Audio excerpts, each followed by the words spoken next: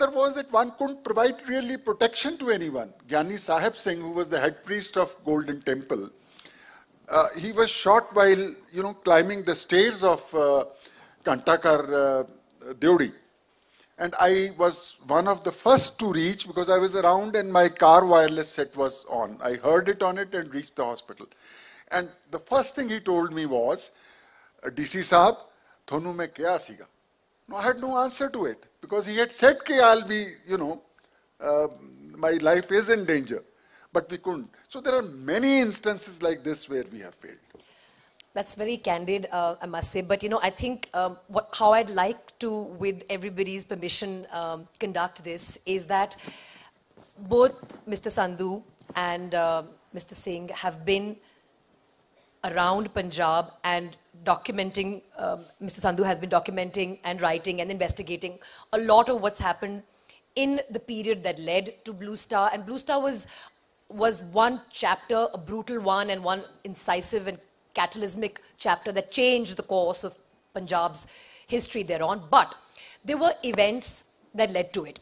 I've actually made a list of a number of subjects that I'd want both of you to speak on from your varied perspectives, yours with the administration, your ringside view, your insider view, and of course yours with your investigative nose and all the investigations that you've done, not just on Blue Star specifically, but the period leading to it.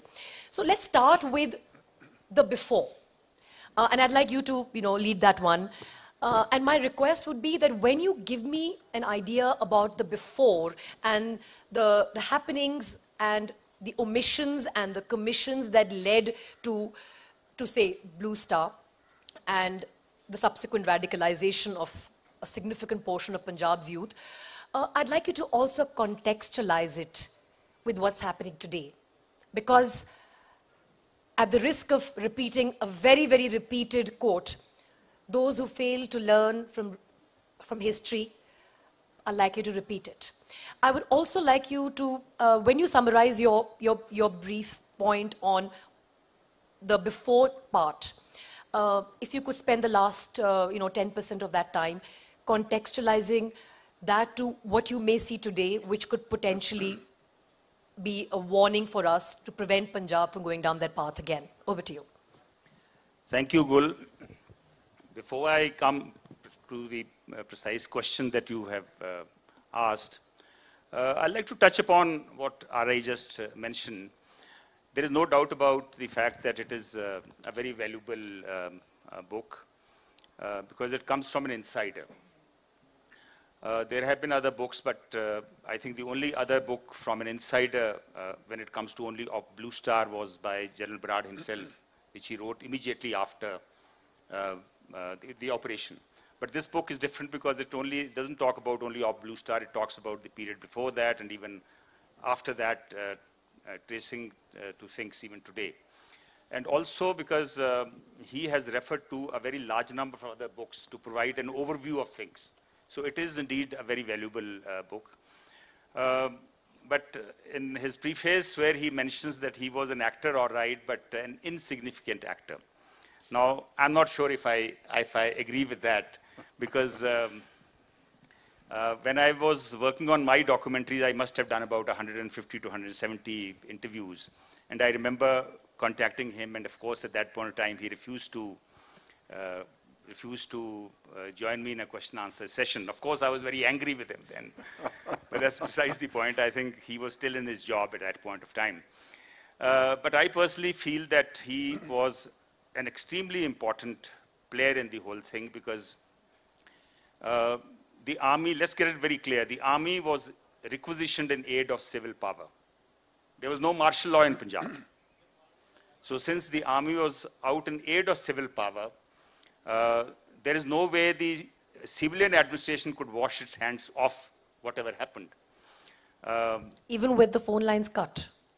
No, I'll just come to that, Gul, because as far as R.I. is concerned, he was the face of the civilian administration in Amritsar. But once the army had been requisitioned, you possibly couldn't leave, sorry for using this word, a rookie DC, somebody who's just 24 hours into the job, to actually handle as you rightly read out, 2 lieutenant generals and 3 major generals, right? And the bullying kind. From Well, every account that I've I read, think not just this book.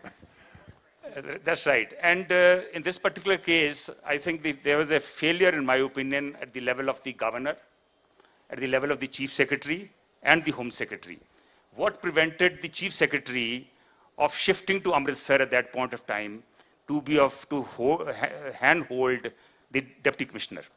He didn't do that. If the army commander would come in to handhold the then dev commander, why didn't the chief secretary land up there?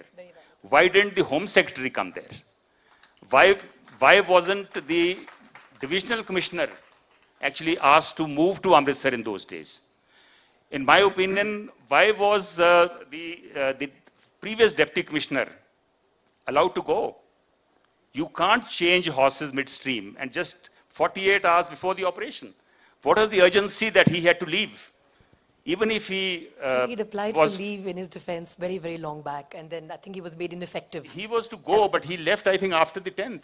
He continued to be in the country. He left Amritsar on 4th. He flew out of India on 8th. On the 8th.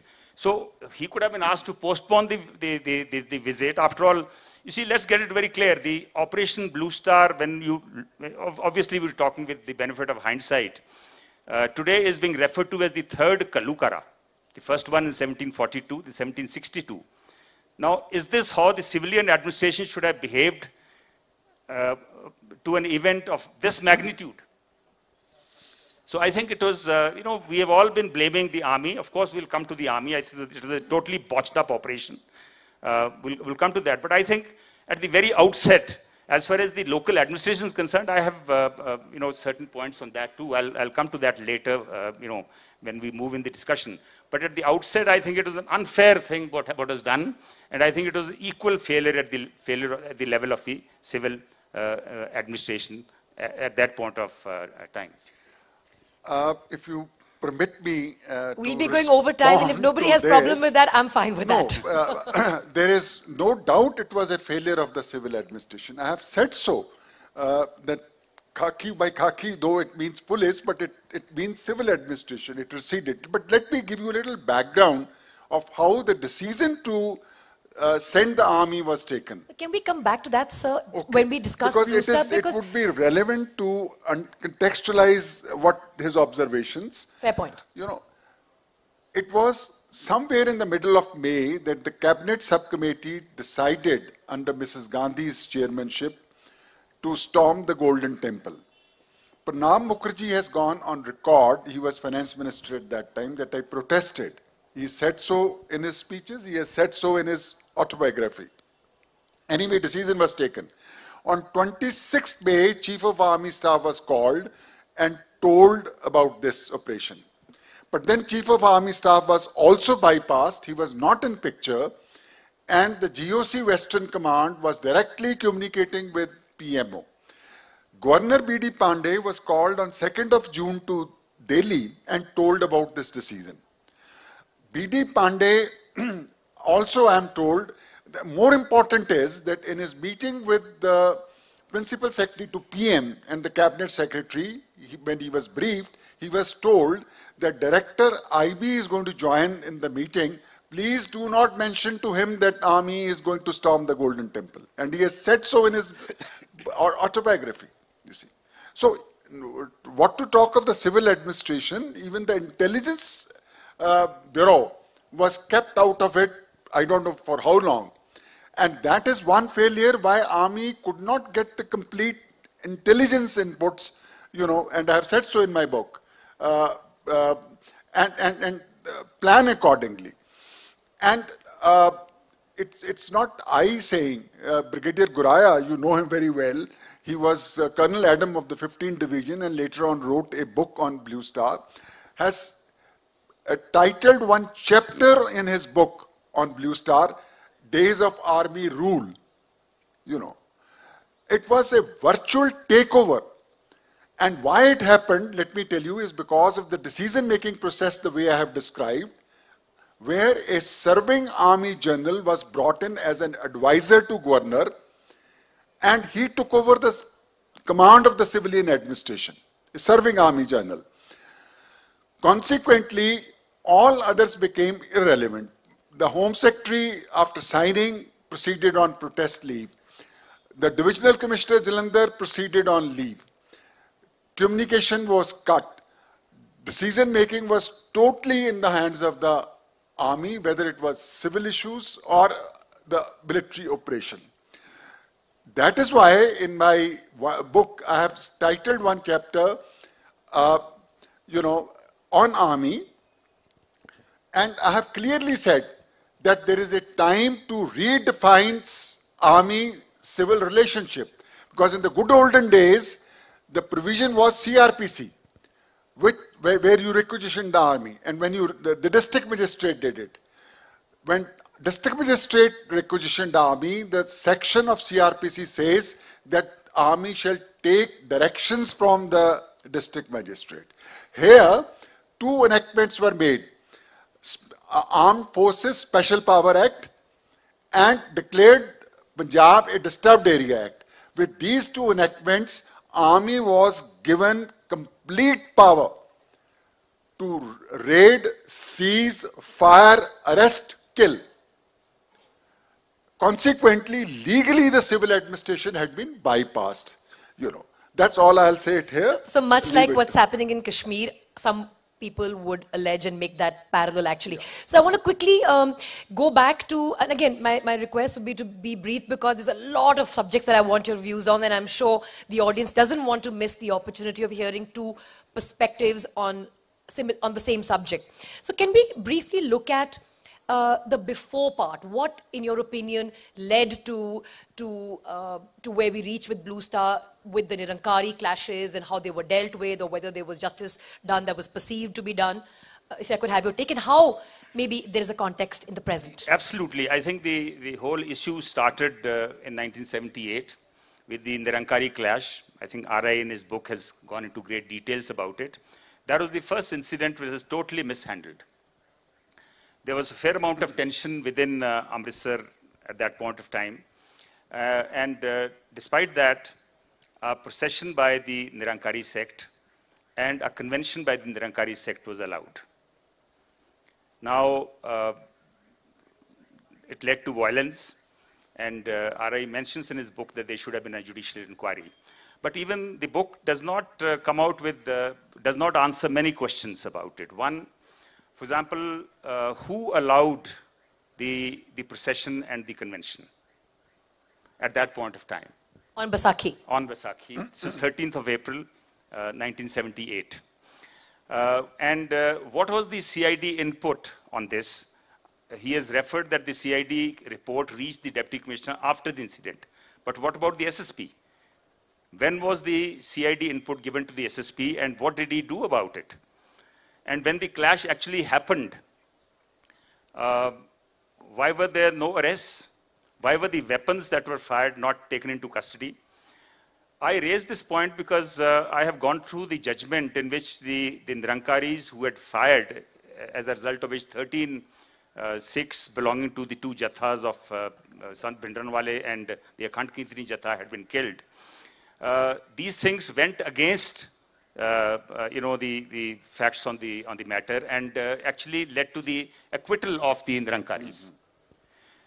Why was there no judicial inquiry, not even a magisterial inquiry into this incident? And when the decision of the Sessions Judge Karnal came out, there was no appeal. You had an Akali government in Punjab for almost 6 to 7 weeks, even after the decision which came on, I think, 3rd or 4th of January 1980.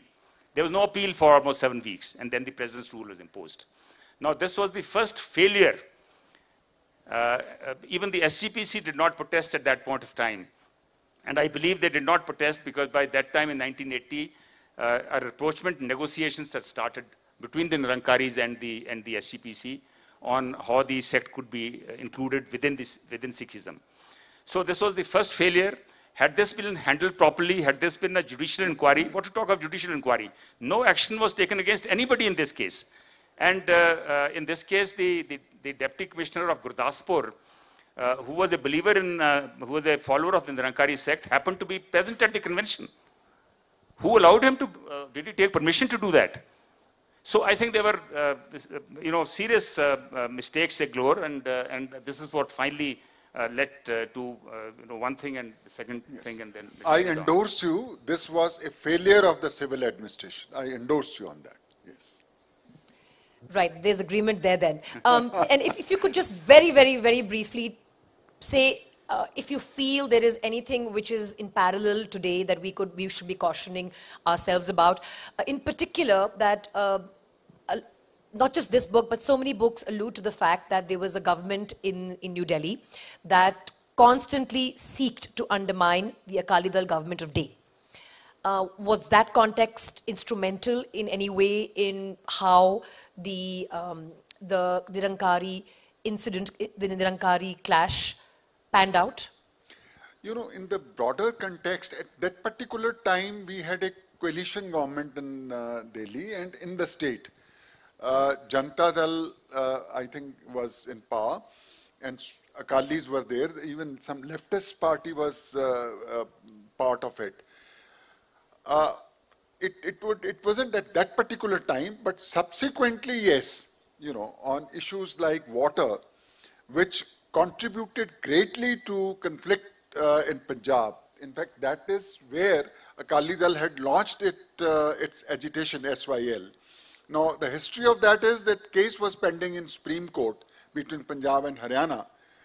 At that time, Mrs. Gandhi had given such judge some division. So it was not implemented. Haryana challenged it. Punjab contested it. Dispute was going on. Morarji Desai, who became the Prime Minister, he convened a meeting when Haryana complained that you are not implementing the decision. He convened a meeting, but did not overrule the earlier decision. So the matter continued to be in Supreme Court. In the meantime, Mrs. Gandhi again came back. She forced Darbara Singh, and Bhajan Lal to withdraw that suit pending in the court, which should have been allowed, because judicial process, you have to accept it as it is final. And then herself gave an award, which Punjab refused to accept it, and then came to lay the foundation stone of SYL, which is today also you would have seen the newspapers, still a dispute which is going on, So these were the factors, the approach of the central government. And again to add, Akali's demands, their first time raised in 81. There were 45 or 40 demands.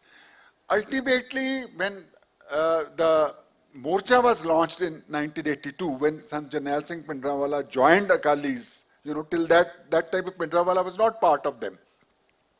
They reduced it to 10 demands.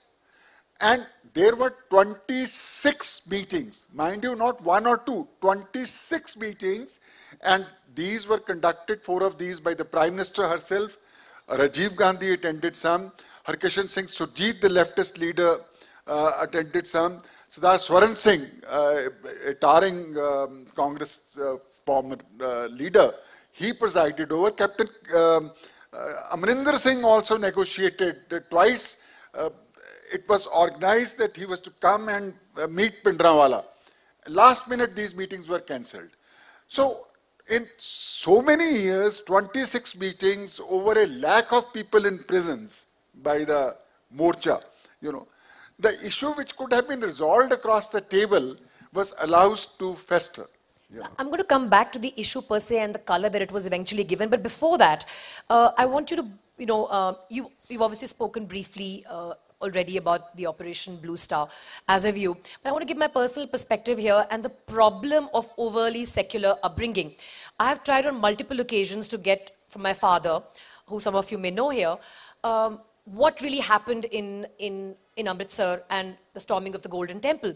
And what was interesting was he would simply say the army did what it had to do.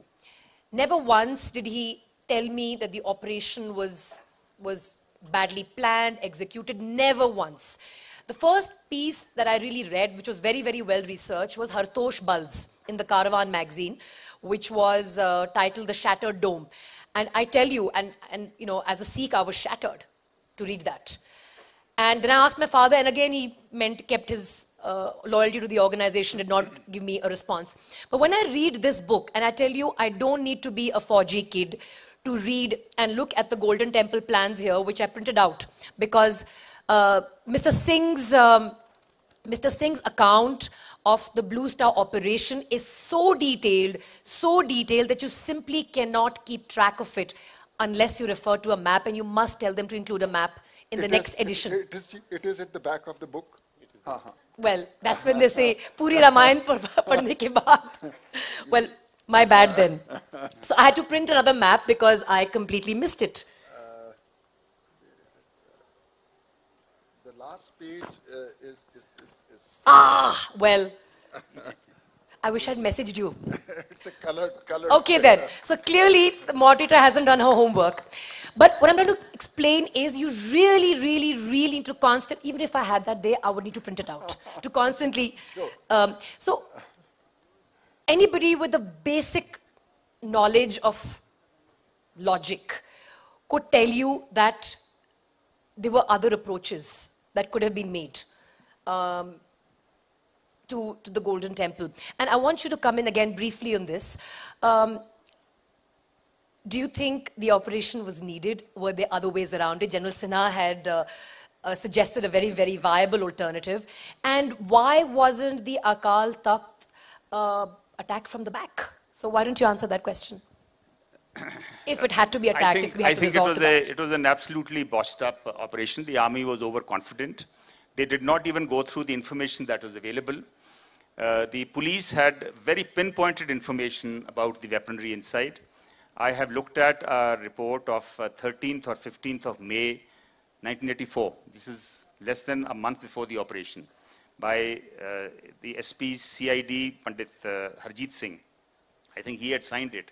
It gave exact details of the weaponry inside, even the fact that there are so many RCL guns, there's so many assault rifles, there are even 2 rocket launchers inside. That's the kind of information. And later, General Brad in his books writes that we were only told there are only 12 more guns inside, which is not true. That book should be another discussion. The army did not even look at the information that is available. And even some of the army personnel were disappointed themselves. For example, the Colonel Intelligence in Amritsar, Colonel Adarsh Sharma, he was called by the army and told to tell them about the various routes of the Golden Temple. So Colonel Sharma said, give me 10 minutes, I'll go to my office and fetch the details. He had taken these details from the SSP Amritsar. This officer told him, no, you don't have 10 minutes. If you can tell me right away, fine, otherwise forget about it. So Colonel Sharma was so disappointed, he never came back. He thought that, the army is not interested in knowing what had happened. So the army did not attack from the back, they did not adopt the top-down approach. They could have landed people on the buildings around and then they could have closed in. They even violated some of the basic rules of breaking up the army units. For example, this attack was primarily launched by Infantry 350 Brigade. And out of 350 Infantry Brigade, out of the 3 or 4 regiments, battalions that they have, only 1 battalion took part. The other battalions did not belong to this brigade. So even the unity of the brigade was broken at that point of time. Obviously, there were other alternatives, and General Sinha's option that, incidentally, there's a little background to it. Let me take 2 minutes. General Sinha, incidentally, was told in 1981 to take the surrender of Bhindranwale from the Gurdwara Mehta Chowk, Gurdwara Gurudarshan Prakash. The army had been moved to actually take his surrender. He actually, when he learnt about it, he called the army back and he spoke to the then defense minister that this should not be done. And if it has to be done, he'd like to speak to the prime minister before that. I mean, he took that risk of sorts, I would say. So finally, the government decided not to involve the army in taking the surrender of Bhindranwale. So with this background, General Sinha had left a detailed note in the army headquarters, in the Western Command headquarters. He was then the Western Army Commander, that should the army be required to raid or enter a religious place, this is how it should be done. He did not refer to the Golden Temple, but he was alluding to this operation, which obviously came to the notice, I believe, of the DGMO also. Later, when I spoke to General Sinha, he explained in detail how this would have been done in case but this comes in the realm of what if. There is a very interesting book by Raleigh, What Ifs of History. Incidentally, General Sinha had been superseded. He had moved home. He had gone home. He was not in charge of the operation anymore. But he had explained to me that what he would have done is imposed curfew, started an Akhand Path at the Darshani Dyodi, at the entrance of the Golden Temple. And this Akhand Path would have been in which the troops which were to be involved later to go into the Golden Temple would have been asked to attend this Akhand Path, primarily from either the Punjab regiment or the Sikh Ally and the Sikh regiment. And at the Akhand Path, now this is interesting. He says the Panch Pyaras, he would have wanted the Panch Pyaras, if the Takhat chiefs had agreed, fine, otherwise other 5 Pyaras, the 5 beloved ones, we have the tradition in Sikhism, they would have asked Sant Jarnail Singh to surrender, not to the army, but to the Guru Granth Sahib. This appeal would have been made by the Panch Pyaras. But various requests to surrender had just completely fallen on his rather deaf That's ears. right, but then Bhindranwale was somebody who was a religious person. I'm not sure how he would have refused this. But this is an option, what I say, which had a fair amount of chance to succeed. The other thing, as I said again, this falls in the what ifs of history, is that General Sinha, incidentally, was very close to General Shah Beg Singh. The two were personal friends. They would refer to each other as country cousins. They were in communication. The last letter that General Shah Beg wrote to General Sinha was when General Sinha was superseded, exactly a year before the operation. So, if General Sinha had helped General Shah Beg Singh get his gratuity. So he was obviously, it was a long friendship, old friendship that they had. So in my opinion, I think options like this, there were other options which R.A. talks about, but this is an option which had a fair chance of success. Would you like to come in on that? Yeah, not only General Sinha, even General Nair, he was commanding a corps in Bathinda, later on became Lieutenant General. He has also written a book and mentioned what Kanwar has said on more or less similar lines. He was in the Directorate of Military Intelligence, Military Operations in Delhi also, General Nair. He says when we got, winds that army may be called, sometime in March 1984, Directorate General of Military Operations had prepared some outlines. General Somaya was at the time DGMO, and they had, passed on. But as again Mr. Kanwar has mentioned, these were probably not shared with the troops which were involved in the operation. These troops were based in Meerut. Suddenly they were called and told and go with a rider that no harm or damage should come to the Golden Temple complex. Now, when you put this rider, the point you raised, attack from backside, etc. They could have been Gurdwara, those who are familiar with Gurdwara Thada Sahib, and the opposite of it directly leads to Akal Takht. You don't have to go, such a, if I may use the term, through the pilgrim route, through the doing the full parikrama.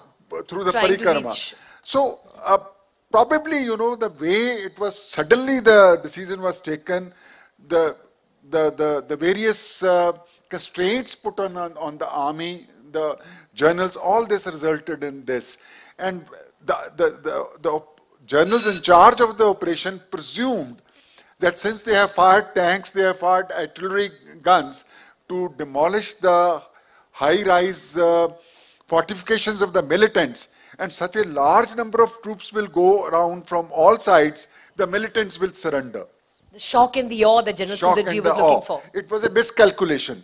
It was an equal miscalculation on the part of General Shah Beg. He presumed that army will not come, and if it comes, they will hold it back for a day or two, and in the meantime, the public arrives. Public will arrive, and consequently, a general like Shah Beg, who is credited to have created the Mukti Bahini, the guerrilla warfare organization, liquidated his entire top leadership by concentrating them at one point. This was a great strategic blunder on his part if we view it from their angle. From their angle, true. So we've had our first warning bell. Yes. And can you please take questions from the audience? Yes, we do have one more topic to discuss, and we will discuss that topic. In fact, there's an A and a B. The first one is, when secular issues are given an ethno-religious character. Yes. So when we go back to the final demands of Punjab, and I won't call them the Akali demands because they were not Akali demands, they were legitimate demands by an elected government, which were reduced to 10 demands, which have been subsequently made by multiple other states in terms of upholding the federal character of the country. And when those secular economic issues are given an ethno-religious color, what happens? We most recently saw that in the farm protest, where it was reduced to a religious issue, where it was clearly an economic issue, because that's how governments do propaganda. So I need you to, and I please forgive me for saying I need you to quickly come in on the deliberate coloring of economic federal demands that were made by Punjab toward the center, and how that therefore impacted the course of things. And the second point that I want both of you to make, and I'm sort of combining both of these in the interest of moving on to the audience questions, is the role of the diaspora and the perceived foreign hand. I think the Akalis made a fatal mistake when they shifted the Morcha. They had launched the Morcha in 1981-82. When they shifted this to the Golden Temple complex, I think this was done in August 1982. And they called it the Dharm Yudh Morcha. This was a Morcha consisting of the demands of the people of Punjab. So this was the first mistake they made. And a year later, the BJP, which had supported them in their demands, actually withdrew from the Morcha. Even after that, when the weapons started getting into the complex, I think in early 83, the Akali Dal should have actually withdrawn the Morcha, taken out the Morcha from the Golden Temple complex. They also had an opportunity when DIG Atwal, AS Atwal was shot in April 1983. And the killers came from inside the complex and went back into the complex. Now that was another opportunity for them to actually withdraw the Morcha or shift it elsewhere. Another stage, another important stage came about when Sant Jarnail Singh decided to shift to the Akal Takht in December 1983, along with his armed followers. But by then he was all powerful. Yes, but if the Akali Dal had actually pulled out from that, it would have weakened his position considerably. Mind you, by that time, he was not taking on the Akal Takht Jathedar or the SGPC openly. Inwardly, yes, he would talk to some of us about it, but he was not taking an anti-position. He was taking on Sant Longowal directly at all times by then. Yes, but he was not taking an anti-position openly. So I think the Akalis were making a mistake by giving all this, first a religious color, and then subsequently, I think all this added to the military build-up within the complex. After January 84, I think it was a position of no return. Do you want to quickly No, I agree with, endorse him in what he says, absolutely. It assumed a religious color. Moment it shifted from Kapuri, where the agitation was going on for the SYL, to Golden Temple, At that time, Akali Dal had its office inside the Golden Temple. Now they have moved out. So later on, of course, when violence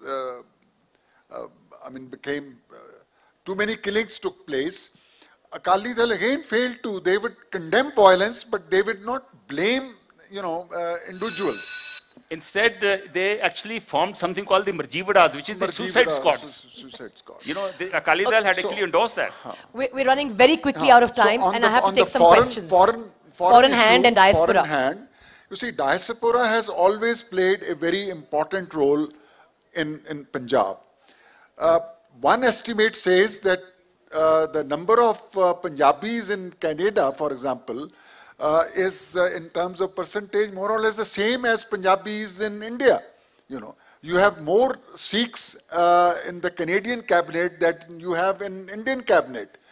in 1989, in the UN Security Council meeting, out of the 10 representatives, which came to attend that meeting, 2 were Sikhs, and they were not from India. Nikki Randhawa was US representative, and Harjeet, that defense minister, Sajjan, was the defense minister of Canada. See, so diaspora today is very important, and let me emphasize in the context of your other part of its, what are the implications for today. You see, Khalistan movement was never really resonated with common Sikh or Punjabi. Only there are surveys available, I have quoted those, only 5% of the people in 85, post Blue Star, post killings in Delhi, the people who supported Khalistan. Khalistan movement is dead, it's a microscopic minority, but what resonates with the people is human rights, you see. Human right violations, Khalra for example, 4 or 5 legislative assemblies of Canada and America have passed resolutions, condemning his killing. I hope you are familiar with Khalra's name. If not, please read. Khushwant Singh Khalra. A human rights activist, you see. A park has been named after him in Brezhnev, So what I'm trying to say is that human rights issues are very important. And we unfortunately are, let me not say more. Do we have time for an audience question? Consequently, Yes. Yes, absolutely. Consequently, it is extremely important, and that I will briefly say, what is the future? Government has to give good governance. If you do not give good governance, those basic factors or elements which led to the turmoil in Punjab, they exist even today, let me say that. And good governance means 2 things. Effective government, but not just effective, just government, which gives due to the people.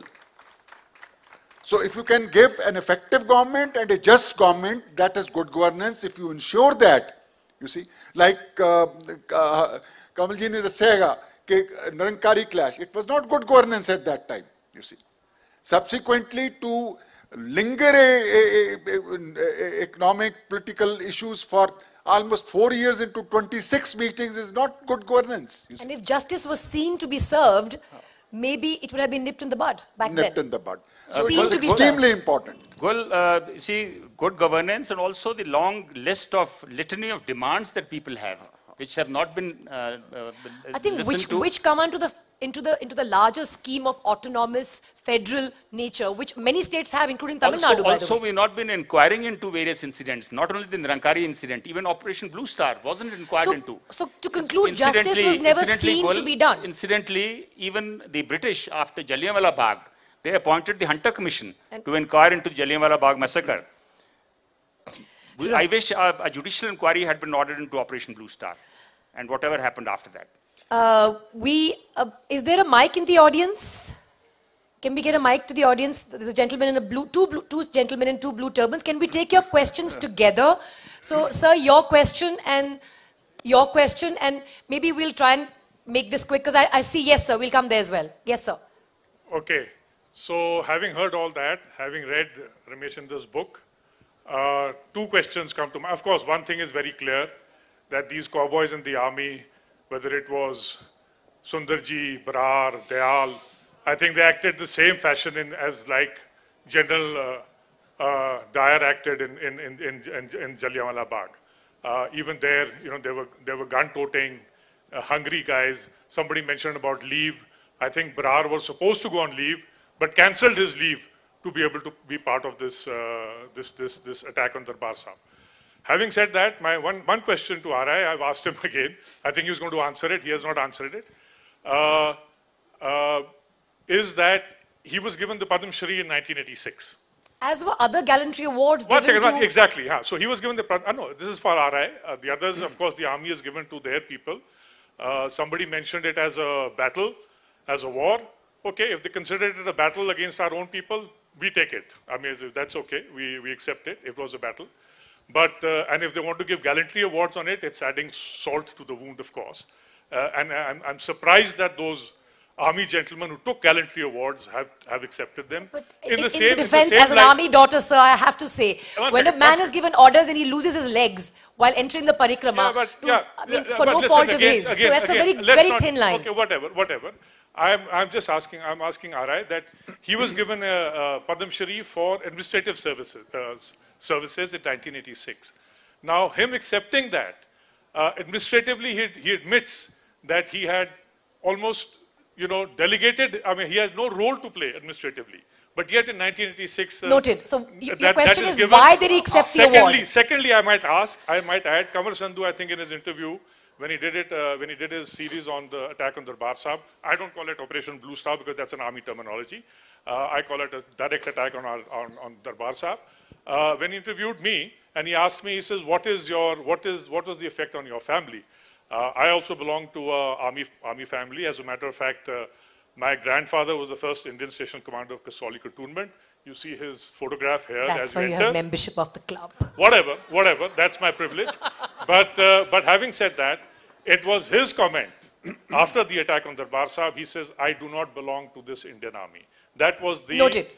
And therefore his comment is that, and yet on the other side, the army goes and gives gallantry awards to its people who participated. I'm going to have Mr. Singh address both his award and the gallantry awards by putting on his government hat. Thoda swal. Hanji. He's given up his question. Can we have the mic, Hanji? Here. Cheti pucho. Hanji.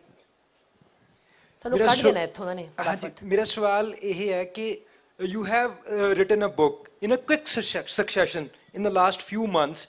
3 bureaucrats have written a book, GBS Sidhu and BD Pandey and you. And how you see we are living in a post-truth age. As Kanwar sir mentioned that Sikhs have considered it a Tija Kalogara, the Holocaust. And the narrative is being done by the Indian state. And how you see that scholarship, the Indian scholarship on Punjab problem, on Operation Army Attack, how you see that Indian scholarship majoritarily, where it stands, how it contributed to the fault lines we are witnessing even today. Okay, can we take 2 more questions and then we can answer them? There, 3 questions and then we'll close the questions.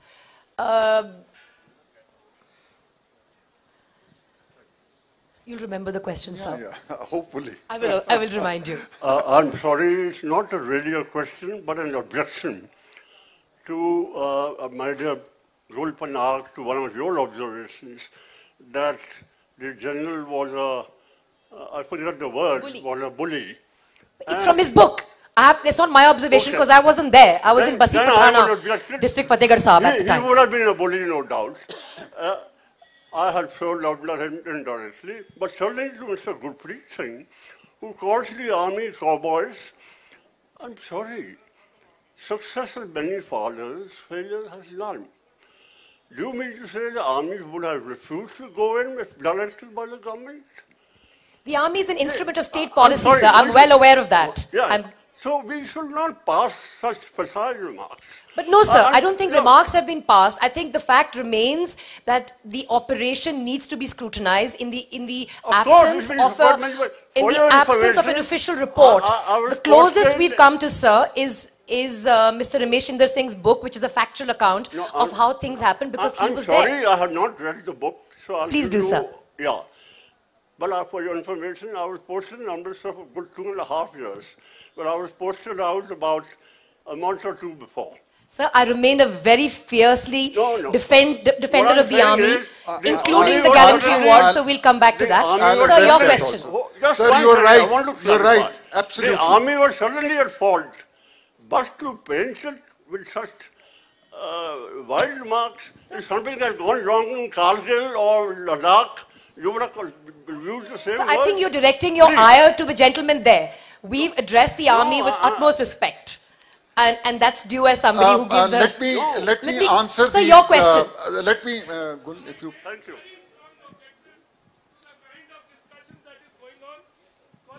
Hello.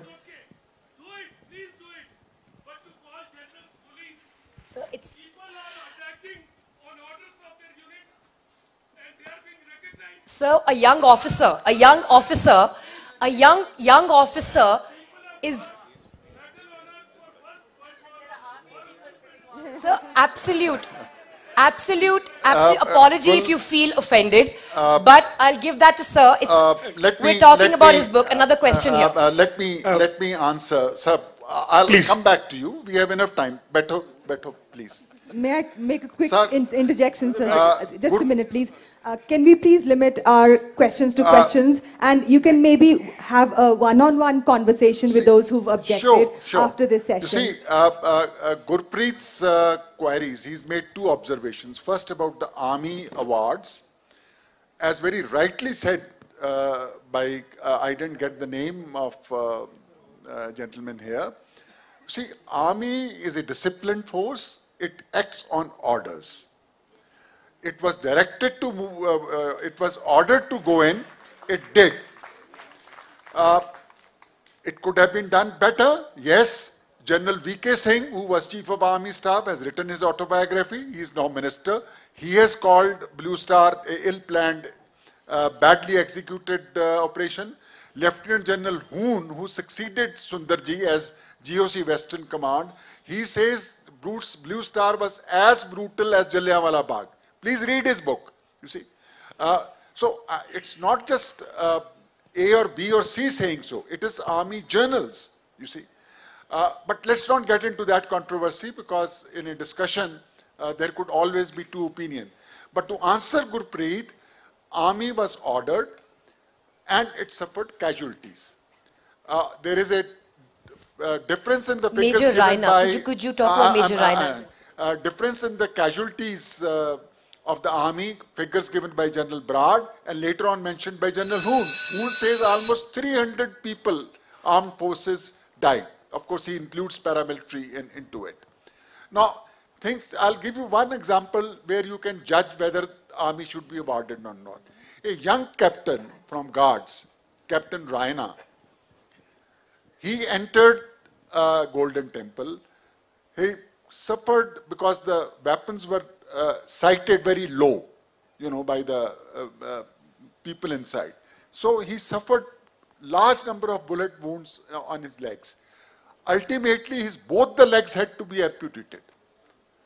Now, should such people who risk their life, their services be not recognized by the state because state had ordered them to go in? You see, I leave it to you. Opinions can differ because this is an extremely, Can I come in? extremely,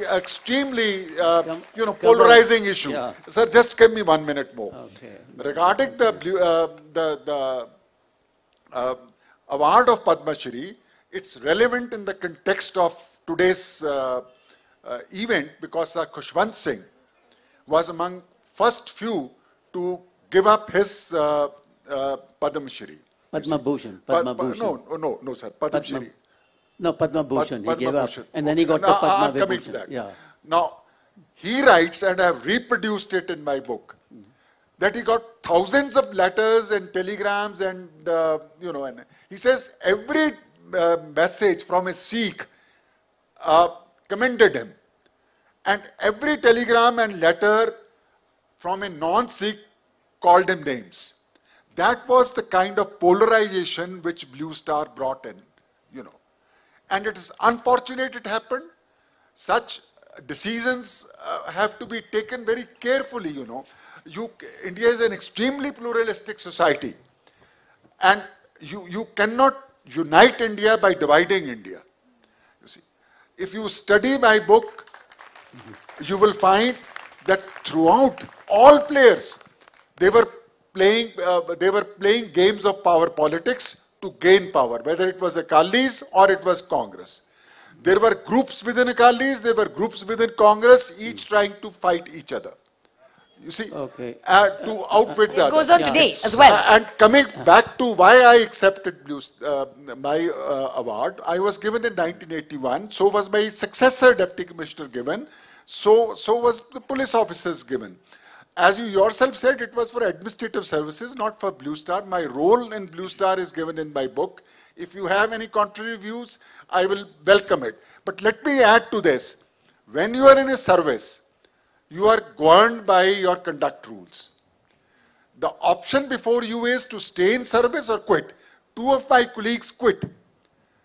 Simranjeet Singh Maan. Second was my own batchmate, Harinder Singh Khalsa of Foreign Service. He was posted in Norway. You know, he deserted the Chancery, embassy. Both of them became MPs, you know. So the option before me was to go to Lok Sabha or retire as Chief Secretary. You can still go to Lok Sabha. You can still go to Lok Sabha. Thank you, sir. Gul, can I come in? Absolutely. Okay. Thank you so very much. I prefer to be within my Gul, 2 minutes. Rules of conduct. 2 minutes for cover, and then we must absolutely, start. absolutely. I think this is a very sensitive issue on which the government will have to take a call.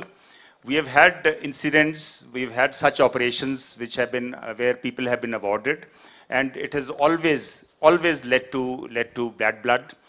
Even in this case, I don't know if many of you know that when it was decided to give the gallantry awards for Operation Blue Star, the then President Gyani Zail Singh expressed his displeasure, and he actually first almost refused to give the gallantry awards.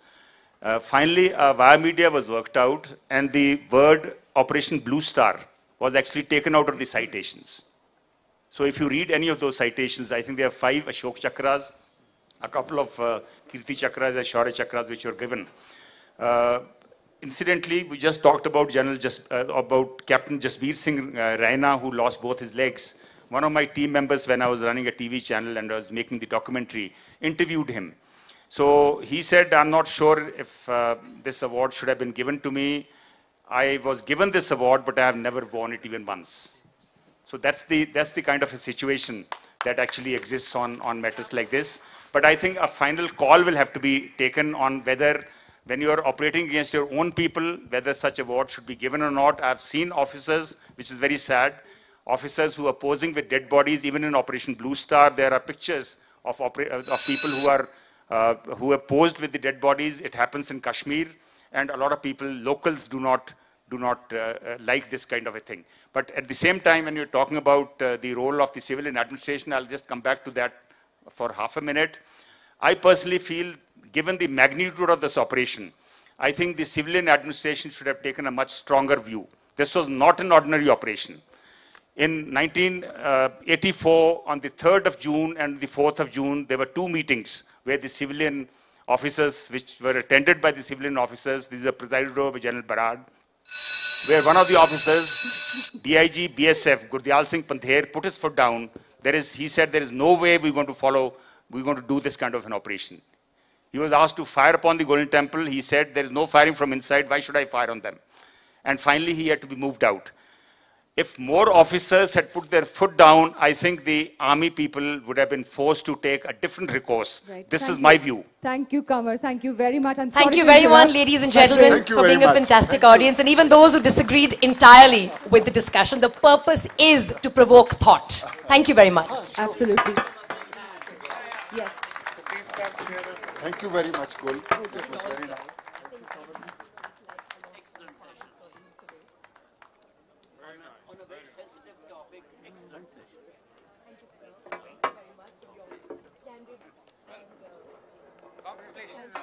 We're 20 minutes late now. Our next session, thankfully, both our panelists need no introduction. Please welcome Tarun Tejpal and Mallika Sarabhai, who will be talking about Tarun's latest book, The Line of Mercy. A round of applause, please. Can we have a round of applause?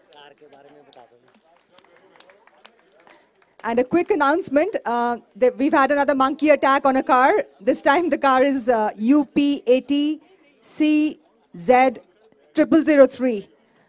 0003. If that's your car number, please rush. Monkeys have literally...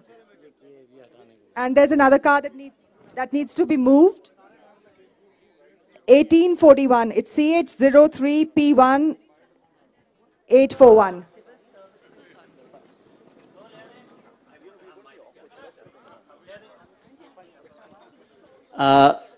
Hello, please sit down so that we can go on. We're already eaten into their time. I'd just like to say a few words about Tarun Tejpal.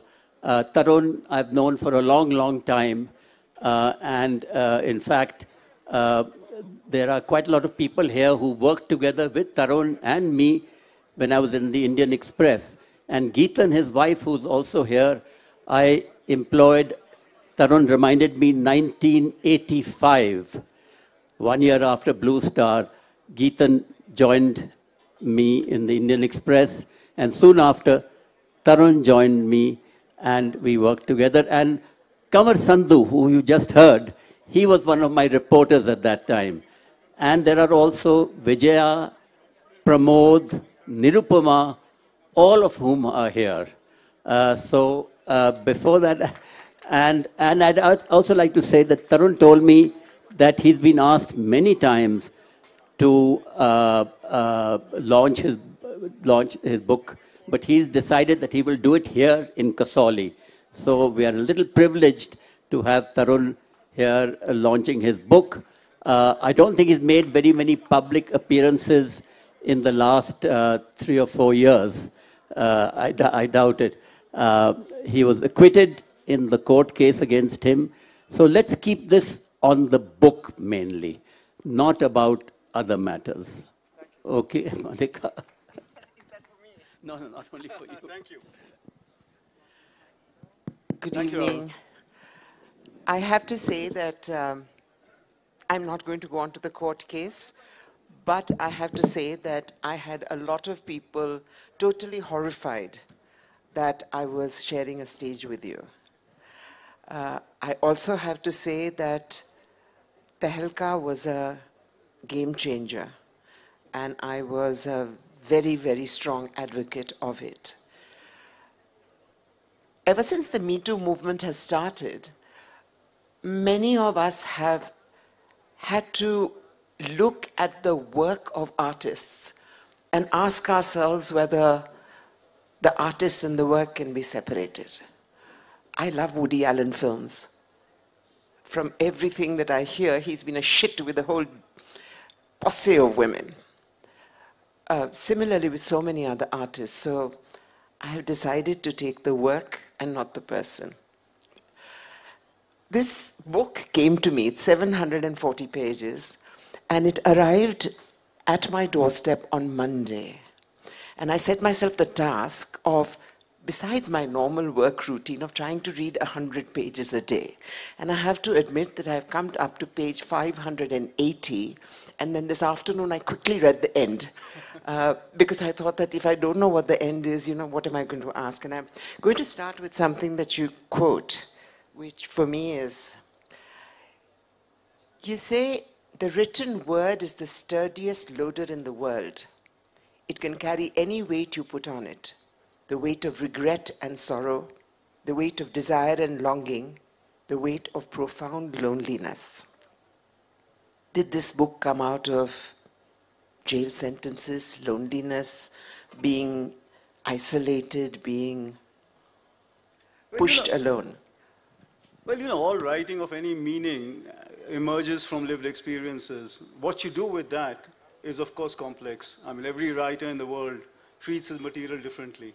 But nobody writes something that is not, in some sense, experienced, even if it's only inside their own head. I mean, there has to be some kind of lived experience on which you build.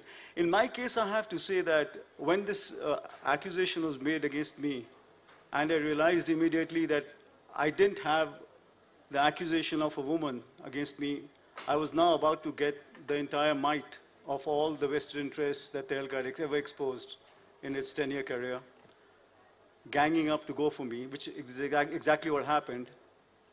I actually entered, and I'll say this, I mean, I've never spoken about any of this in public. I've not said a word, by the way, about any of this. The only thing I ever told people off the record when they came to me was, there's CCTV footage of this incident. Please go and see the CCTV footage. And it's an incredible tribute to the masterly journalism that we have in India, that nobody actually asked for the CCTV, which was with the police. The police did not give us the CCTV. It took me 3 years to go to the Supreme Court and bring out the CCTV. And the CCTV footage is what exonerated me completely. It was an entire variance. And actually, on the morning of the 22nd of November 2013, when it was announced by Parikar himself. So the Chief Minister of Goa was holding press conferences about this ostensible incident that happened in a 7-star hotel among some rich, privileged people, where the charge was also of harassment and nothing more. When they filed that charge sheet, and they filed an FIR for many, many heinous offenses, not harassment, within an hour, I was in fact sitting in Ram Jethmalani's house at that point, and I got a call from my office to say that the FIR has been filed. Sitting in Ram Jethmalani's house on my mobile phone, I wrote out a press release. It's still in the public domain. You Google it, it'll come up. I said, I have just heard that the Chief Minister of Goa has announced the lodging of the FIR and has also said that there may be CCTV footage of the incident. And obviously, Parikar has said it with great glee, imagining, oh, we got CCTV footage, which the hotel had informed him. And so now we fixed the guy. I issued the press release to say, I've just been informed that the CCTV footage exists. I implored the Goa police to obtain, examine, and release the CCTV footage in the public domain so that the truth may be out. It's there, Google it, it'll come up. 22nd of November 2013. Nothing was done. The CCTV footage was collected from the hotel. The CCTV footage was suppressed by the Goa police. It remained suppressed for 3 years. It took us 3 years to go to the Supreme Court. My great friend Kapil Sibal, I owe it to him. And finally, the Supreme Court, the Chief Justice's bench, ordered the CCTV footage to be given to us. And the CCTV footage is there. It's still not been asked for by any journalist to be released. When it was shown, and everybody used to ask me, why are you always so confident about the case? I said, because I know the material in the case. And you have to understand that cases in this particular category are all in camera. There's you, your lawyer, the prosecution's lawyer, and the judge, and the judicial staff. There's nobody else there. All this evidence was being put in court. The court knew what the evidence in the piece was. But nobody was interested, like everything else. You take a position, you stick to your position, you're not interested in the evidence. And it's come home to roost in this country today. Nothing matters. No amount of evidence matters for anything. Forget me, I'm a very small piece of this whole public kind of torque that has taken place. But to come back to what the question you asked me, and we're going to stick to that, because the only thing I really want to talk about is the book, because the book is the meaning of the session. So within 24 hours of this happening, I understood something very clearly. I entered a bubble inside myself, and I knew that I was about to gain access to the kind of material that artists dream of. I know that for privileged people like me, and when I say this, I mean in the first world and the third world, we have entered a zone of such utter sanitization in our lives that it's become almost impossible to firsthand acquire the material that truly constitutes literature and art.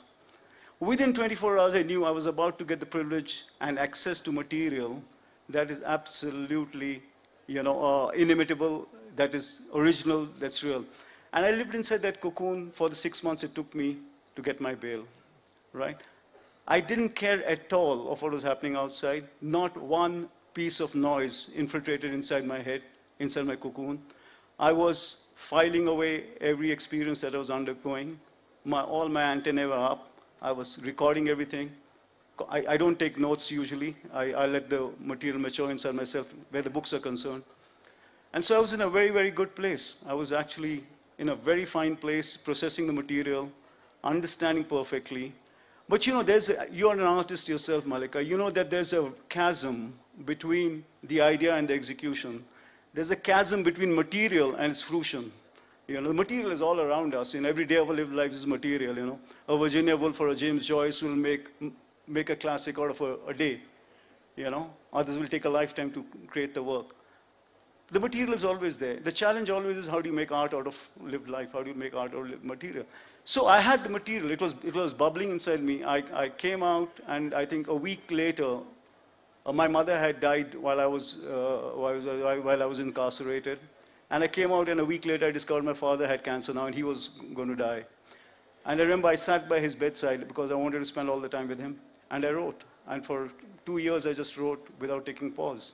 And I'm sorry for having inflicted that big book on you, but that's what emerged from it, No, it was not sorry. It was just that it came to me only 5 days ago.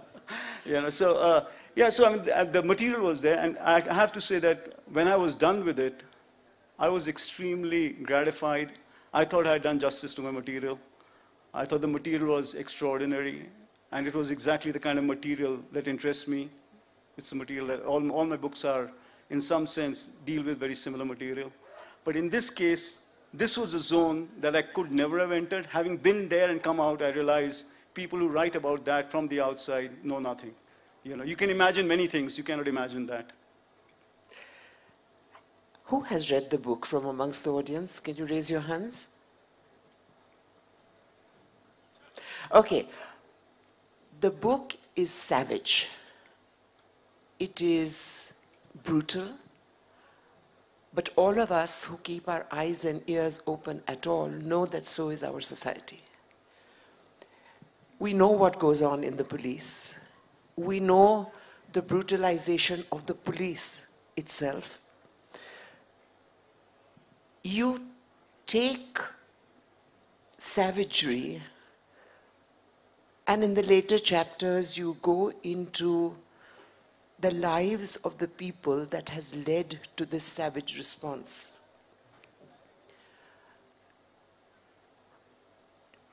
In a situation like that, one doesn't know whether to sympathize and empathize and hate the consequences. But if this is the conundrum, is there any way out for a society like India?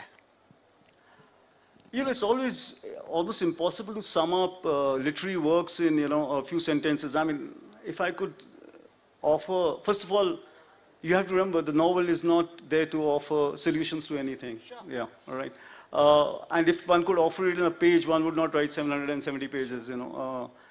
It's examination, and while you're right that the police scalpel is taken to the police, I don't think it's just the police. I'm also very empathetic to the police, let me tell you. I mean, there's a kind of crudity to constantly trying to find easy culprits for all our collective failings, you know. The police is very much part of who we are. I mean, it's exactly part of who we are. No, that's why I'm saying that the police is also brutalized. The police itself is brutalized, exactly. You know, I actually, and they are victim to the same pulls and pressures that we were hearing discussed by Rameshindra Singh and Kamar right now. Who takes an order? Who gives an order? And what sort of society do you become? And all societies have, unfortunately, as a writer, the metabolism of power interests me hugely.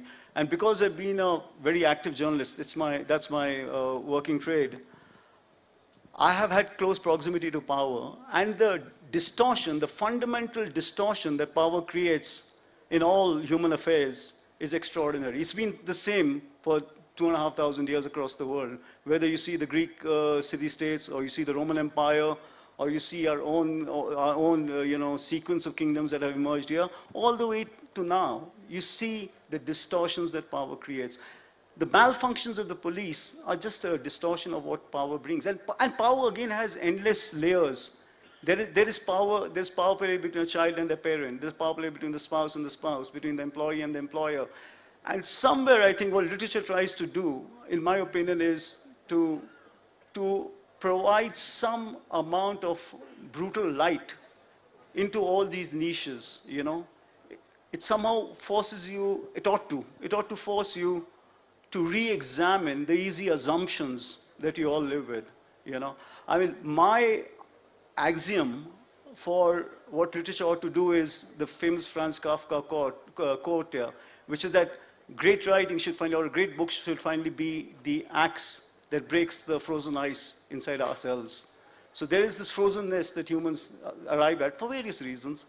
And a great piece of art, particularly among the articulate arts, you know, dance, music, the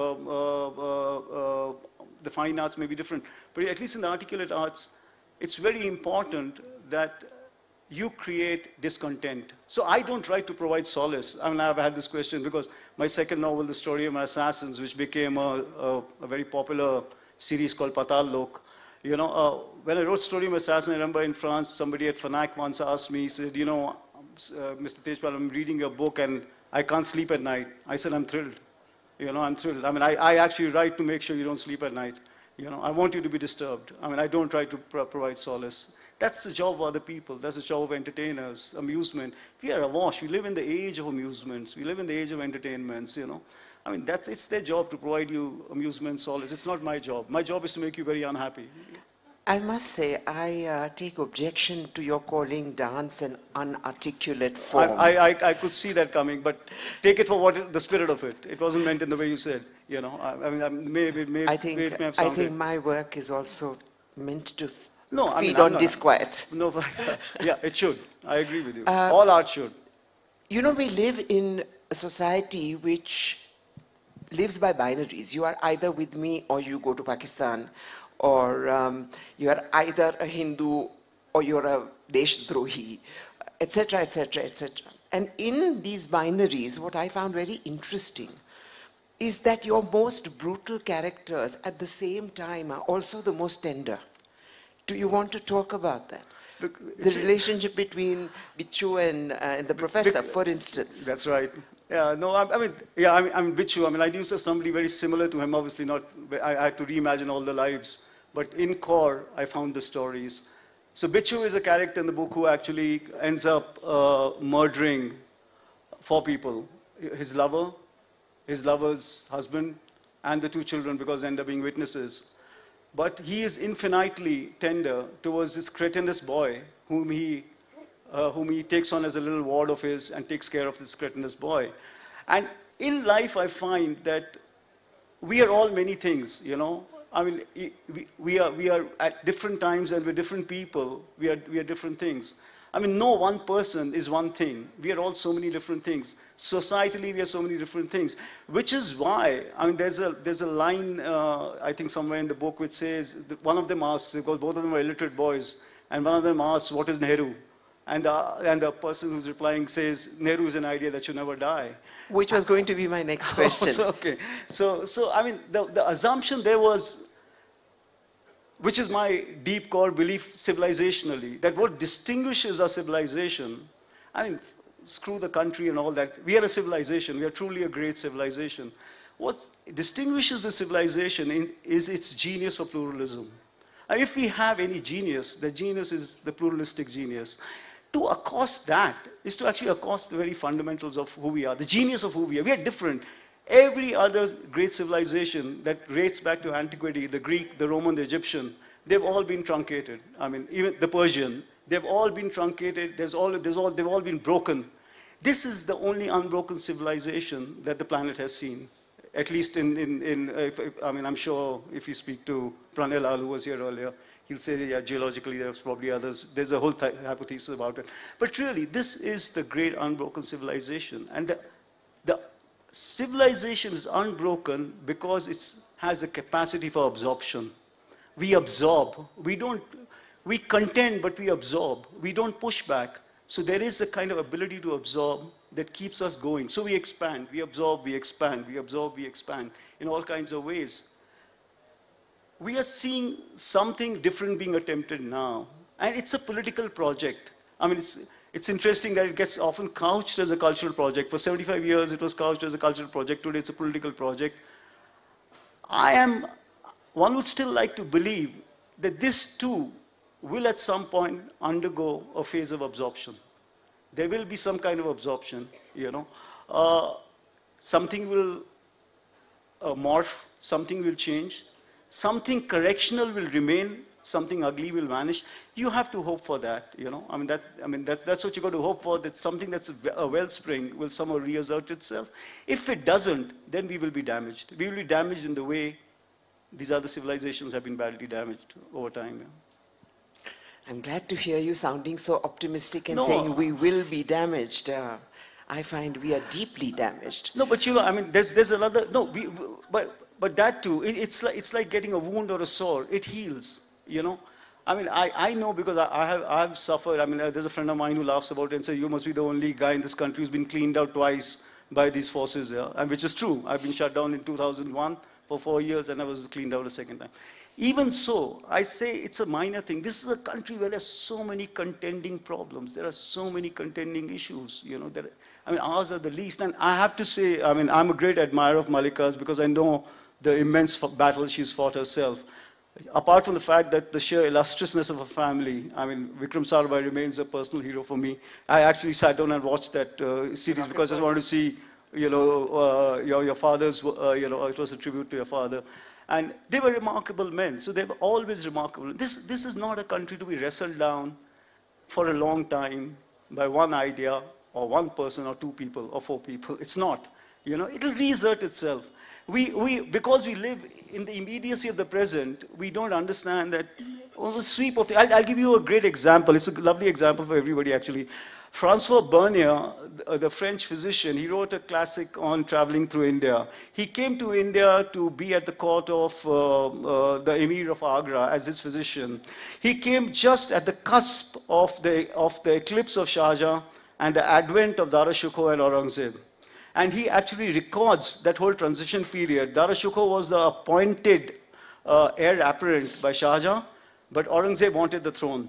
And so he records that entire transition period, how Aurangzeb finally outwitted Dara Shikoh. He records the actual battle in which Aurangzeb defeats Dara Shikoh, decapitates him, and sends his head to Shah Jahan and seizes power. But in that particular, his journals, there's a beautiful passage somewhere in the middle when I was reading it, where he talks about traveling through the villages of India. And he makes this particular comment, Bernier makes this comment, he says that wherever I travel through these villages, I always see these idols of gods and goddesses with little lamps burning in front of them. They never seem to go off no matter where I go. The point he's making is that this is the absolute apex of the Mughal Empire. Not Akbar, but Aurangzeb was the ultimate apex. That was the time when the Mughal Empire was at its largest. Even at its very apex, under being ruled by someone who was a zealot, what they call Sanatan Dharma, whatever the eternal religion or the eternal faith, it chugged along on its own quietly. Nobody could shut it out. At the end of the day, I keep saying that there is so much noise made, 800 years of Mughal rule, 200 years of British rule. We are still 82% Hindus, There is something that, the point I'm trying to make is, we can get extremely frenzied in the short term, in the immediate term, and that too is okay because we live in the immediate. But when you step back a little to get perspective, you begin to understand that a civilization does not last 50 years or 100 years. A civilization lasts thousands of years. So I hope, Malika, I'm not saying I'll be right or wrong, but I hope that there'll be reassertions and corrections.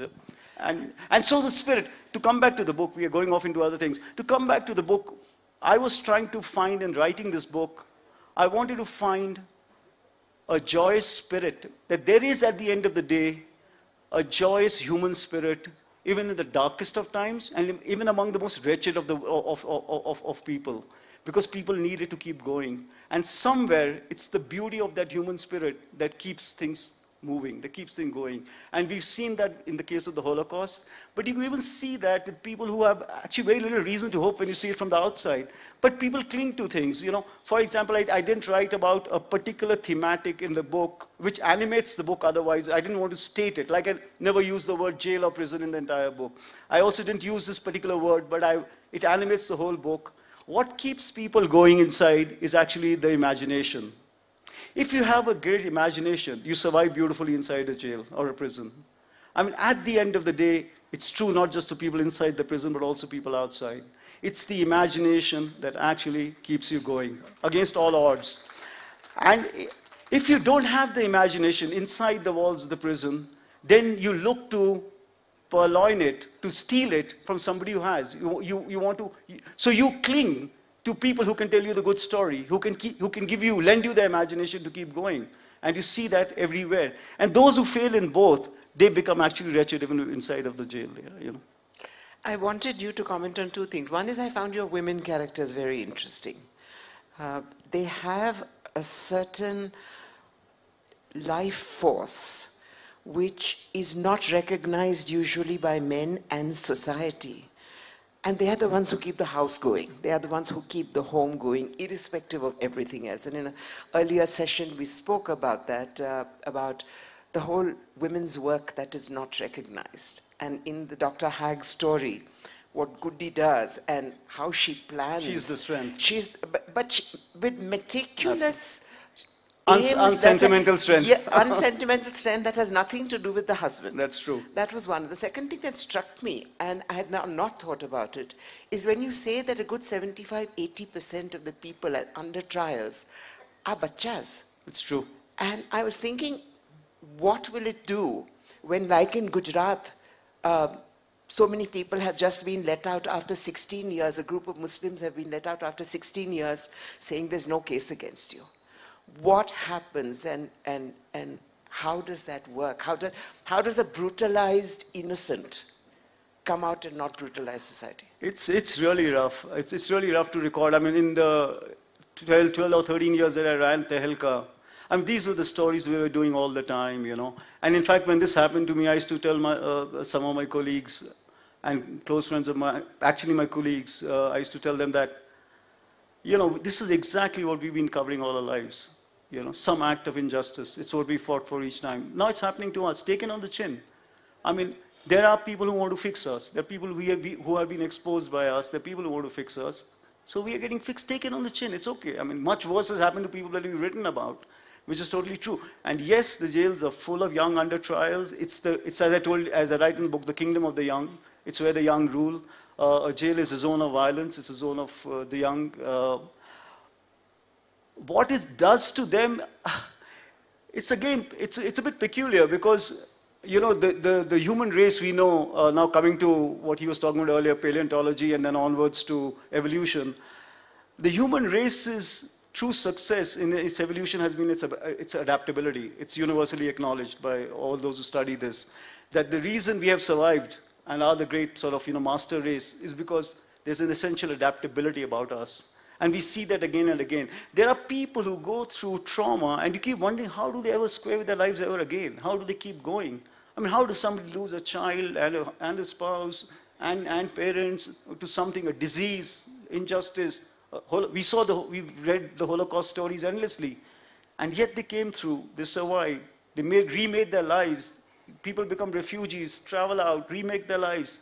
There's an element of adaptability that's incredible. But of course you're scarred.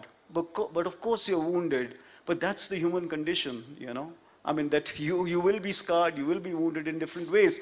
Coming back to women characters, yes, it's true that, and there are many of them in the book, and they're all strong.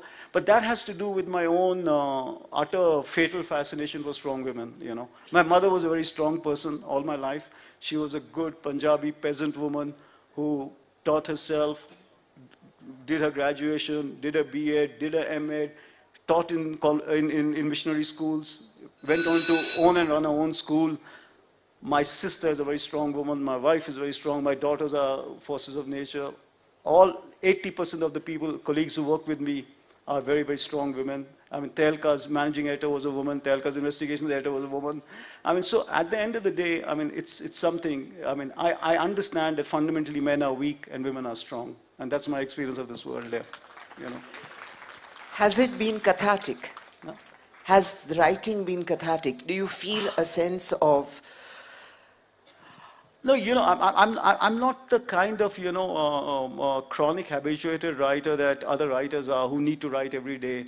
I actually resist writing till I cannot escape it. I mean, I let the work mature, I let the work ferment for a very long time, till it begins to beat inside me, and I know if I do not now sit down, I will not be able to go on. So this is only the fourth novel that I've written, but each of them, all of them are fat books, but I wait for them to mature in their entirety inside my head, to order themselves completely. But once I sit down to write, then I write with an iron discipline. Then I write without pause, without distraction, no matter what I'm doing, whatever else I'm doing, because I'm always doing many things. But the writing itself then is very, very monofocused. There's no distraction where the work is concerned. So, is it cathartic? It's the work, it's the centrality. For me, the writing is my only pure core. You know, it's the only place in my life I do not compromise at all. And I'm very grateful that my day job has always been of a journalist. I live off my earnings as a journalist. I never need to compromise on the literary work ever. I have never, not once in my life, changed a single word or a line for any editor or publisher where the books are concerned. I write them exactly the way I want to write them, and they're published exactly the way they're published. So it frees me up. I mean, I'm not writing to any market demand. I'm not writing to anyone's approval. I'm not interested in anyone's approval. I'm utterly pleased that nobody in this audience has read the book. Not a problem for me, because I genuinely believe that the true measure of all art is time. There is only one measure. There is no second measure of art. It's only time. If the books are being read 50 years from now, that means I've done something worthwhile. If they're being read 100 years from now, and they're still speaking to readers, then maybe I got it right. In the short run, everything is a masterpiece. We are all products of ceaseless engines of publicity and marketing. And branding. Yeah, ceaseless, I mean, every year, the global marketing engines tell you about 50 new masterworks. By next year, 45 are dead. By the end of the second year, 49 are dead. By the third year, all 50 are dead. And the next 50 have been announced here. So it doesn't matter anything. I'll tell you, there's a lovely exchange between Balzac and Stendhal. So in 1840, Balzac wrote a gorgeous review, unsolicited, on Stendhal's The Charterhouse of Parma, which is a true classic. So Stendhal wrote two great classics, The Red and the Black and The Charterhouse of Parma. And so when he wrote the review, there was obviously, I mean, there was massive attention on Stendhal. Stendhal wrote a letter back to Balzac, a long letter back, contesting some of the things Balzac had said to Stendhal. And in that he writes to Balzac, it's 1840, he writes to him saying, I think around 1880, they will begin to understand what I've written. I mean, so he's comfortable. He's saying, yeah, and as it turns out, truly, it's around 1880 that people start waking up to saying, oh, that's Stendhal. That book is a seriously good book. It's another 40 years before Red and the Black is recognized as arguably the greatest book of the entire era.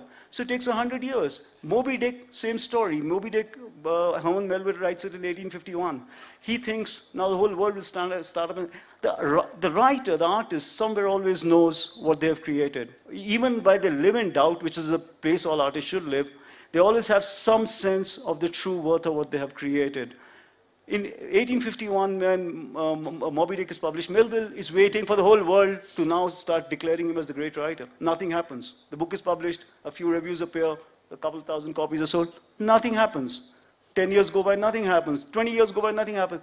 It's 35 years later that Mark Twain and several others suddenly start sitting up and saying, my God, the great American novel, that's Moby Dick. There is something that's understandable about this process. Because if you're too much part of the zeitgeist, if you're off the zeitgeist, then in some sense, you are not getting it. You're part of the status quo. And great artists should actually be in great conflict with the status quo, So I would be unhappy to be actually part of any status quo with any of the writing work I've done. I just wanted to share that two things. One is that when I took a position against the Gujarat government in 2002, I was hounded. There were arrest warrants out. I was warned by a journalist that on the day before the Diwali break, I was going to be arrested, and the airports and the station had already been blocked off. And like in The Sound of Music, I had to hide under a rug in the car and drive across the border to get to Udaipur, and then for the next 20 days, try and skip. This was the beginning of cell phones. Try and skip so that the arrest warrant wouldn't catch up to me and get to Ahmedabad the day the courts opened.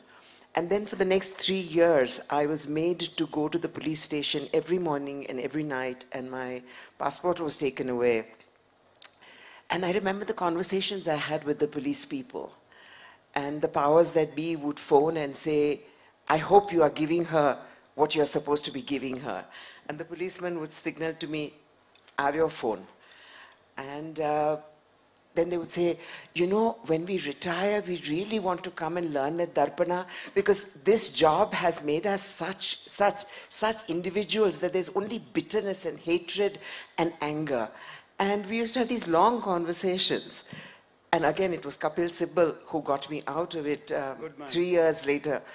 But I also went through the fear, the terror, threats of my children being abducted, threats of the children of my colleagues being abducted, constant phone calls at night saying, give evidence against her, otherwise we'll take your wife away, whatever. And so, in many senses, being on the other side is a very different experience from imagining what it is like on the other side. And the kind of brutalization that the less privileged in India are forced to face every single day, from a person who is shoved in a queue because she's a woman, it looks like a Dalit, he's dark, etc. And the levels of anger that build, that explode when somebody just touches another person's scooter. We live in this incredibly volatile, violent situation. And given the sort of many phases that feed into it, our education feeds into it, the sort of brand manager who says that unless you buy this car, you are nothing, the kind of humiliation that goes on a daily basis. What does one change to actually change something fundamental? You know, honestly, Malika, I don't think there are any easy answers to this kind of stuff. I think there are very, very sweeping historical processes always at play. And all of us are actually molecular in these historical processes. Our agency is fairly limited. So when you're on the right side of the historical process, then efflorescence becomes an easy game. When you're not on the right side of the historical process, then you end up in strife.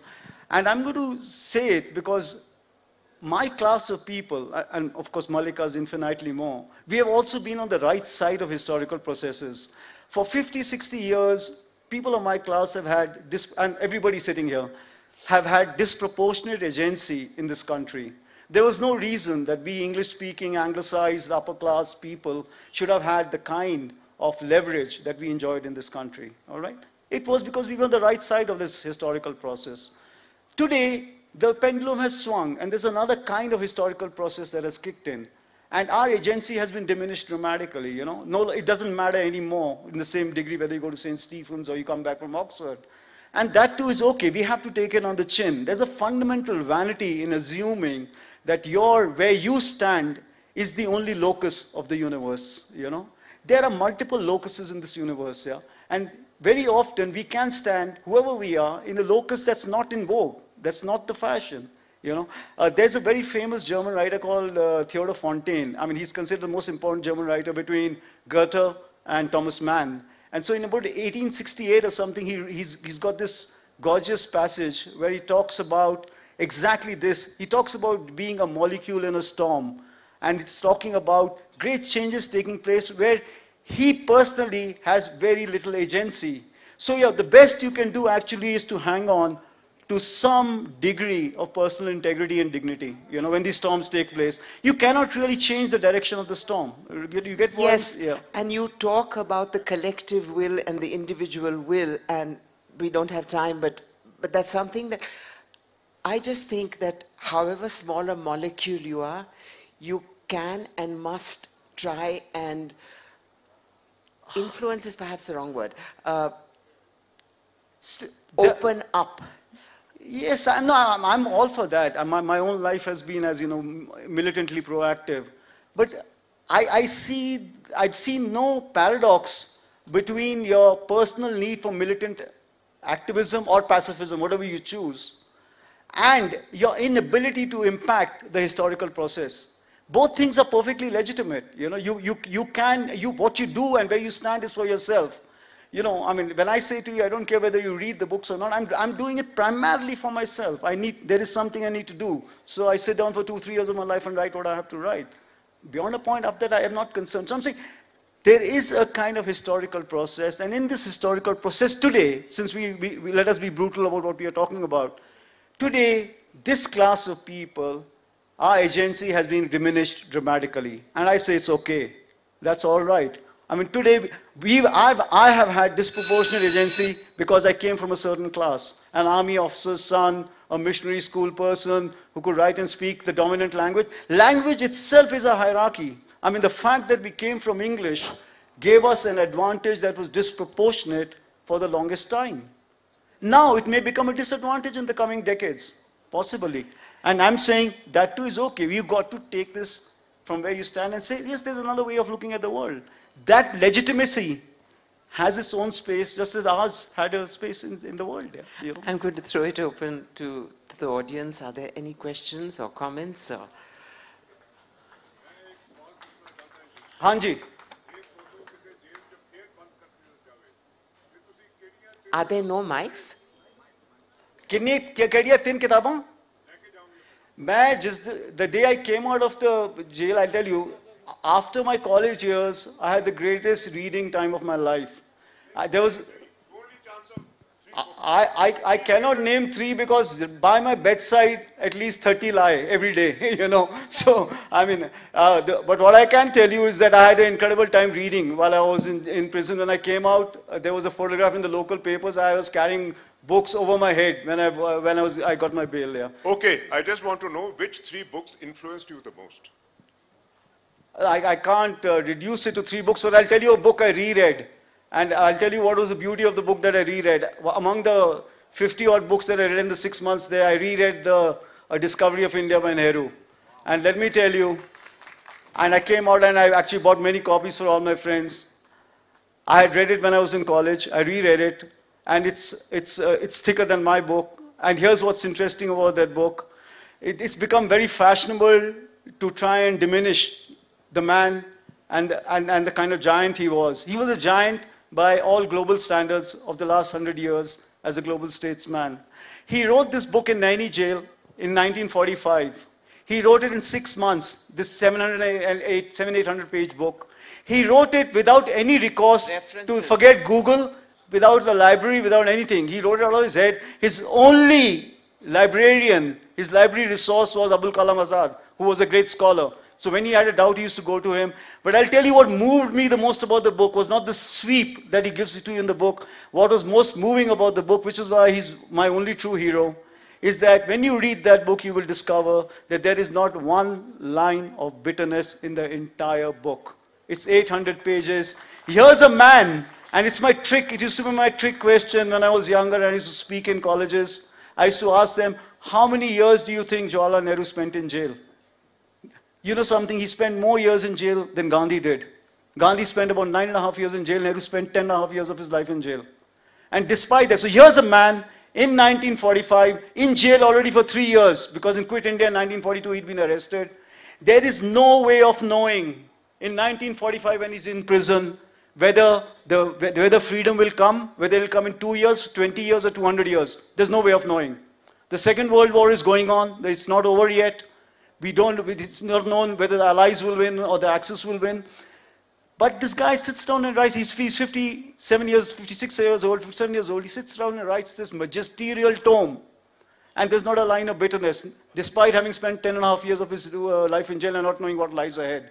That is true greatness. You know, that's true greatness. I think everybody's running late. I'm sure Tarun will be available for other questions once we are off the podium. Thank you very much. Thank you, Tarun, for that. Thank you, everyone. Thank you so much. And I will go back and finish the book. Please do. Thank you, Malika and Tarun. I'll be very quick introducing the next session because we've really run on and on. Our next session is going to discuss how the face of the Bollywood villain has changed as India has changed. And to discuss this, we have none other than Bollywood baddie Raza Murad, author Balaji Vittal. And to discuss this with them is author and journalist Satya Saran. Please.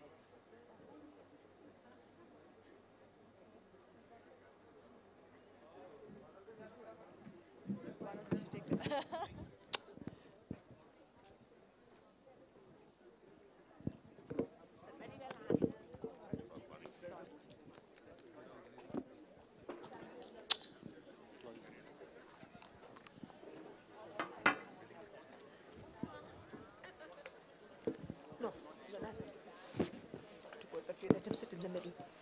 Or you sit in the middle. What?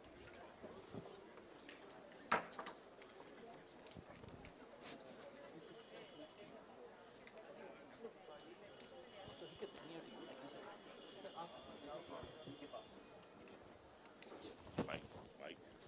Mic hand.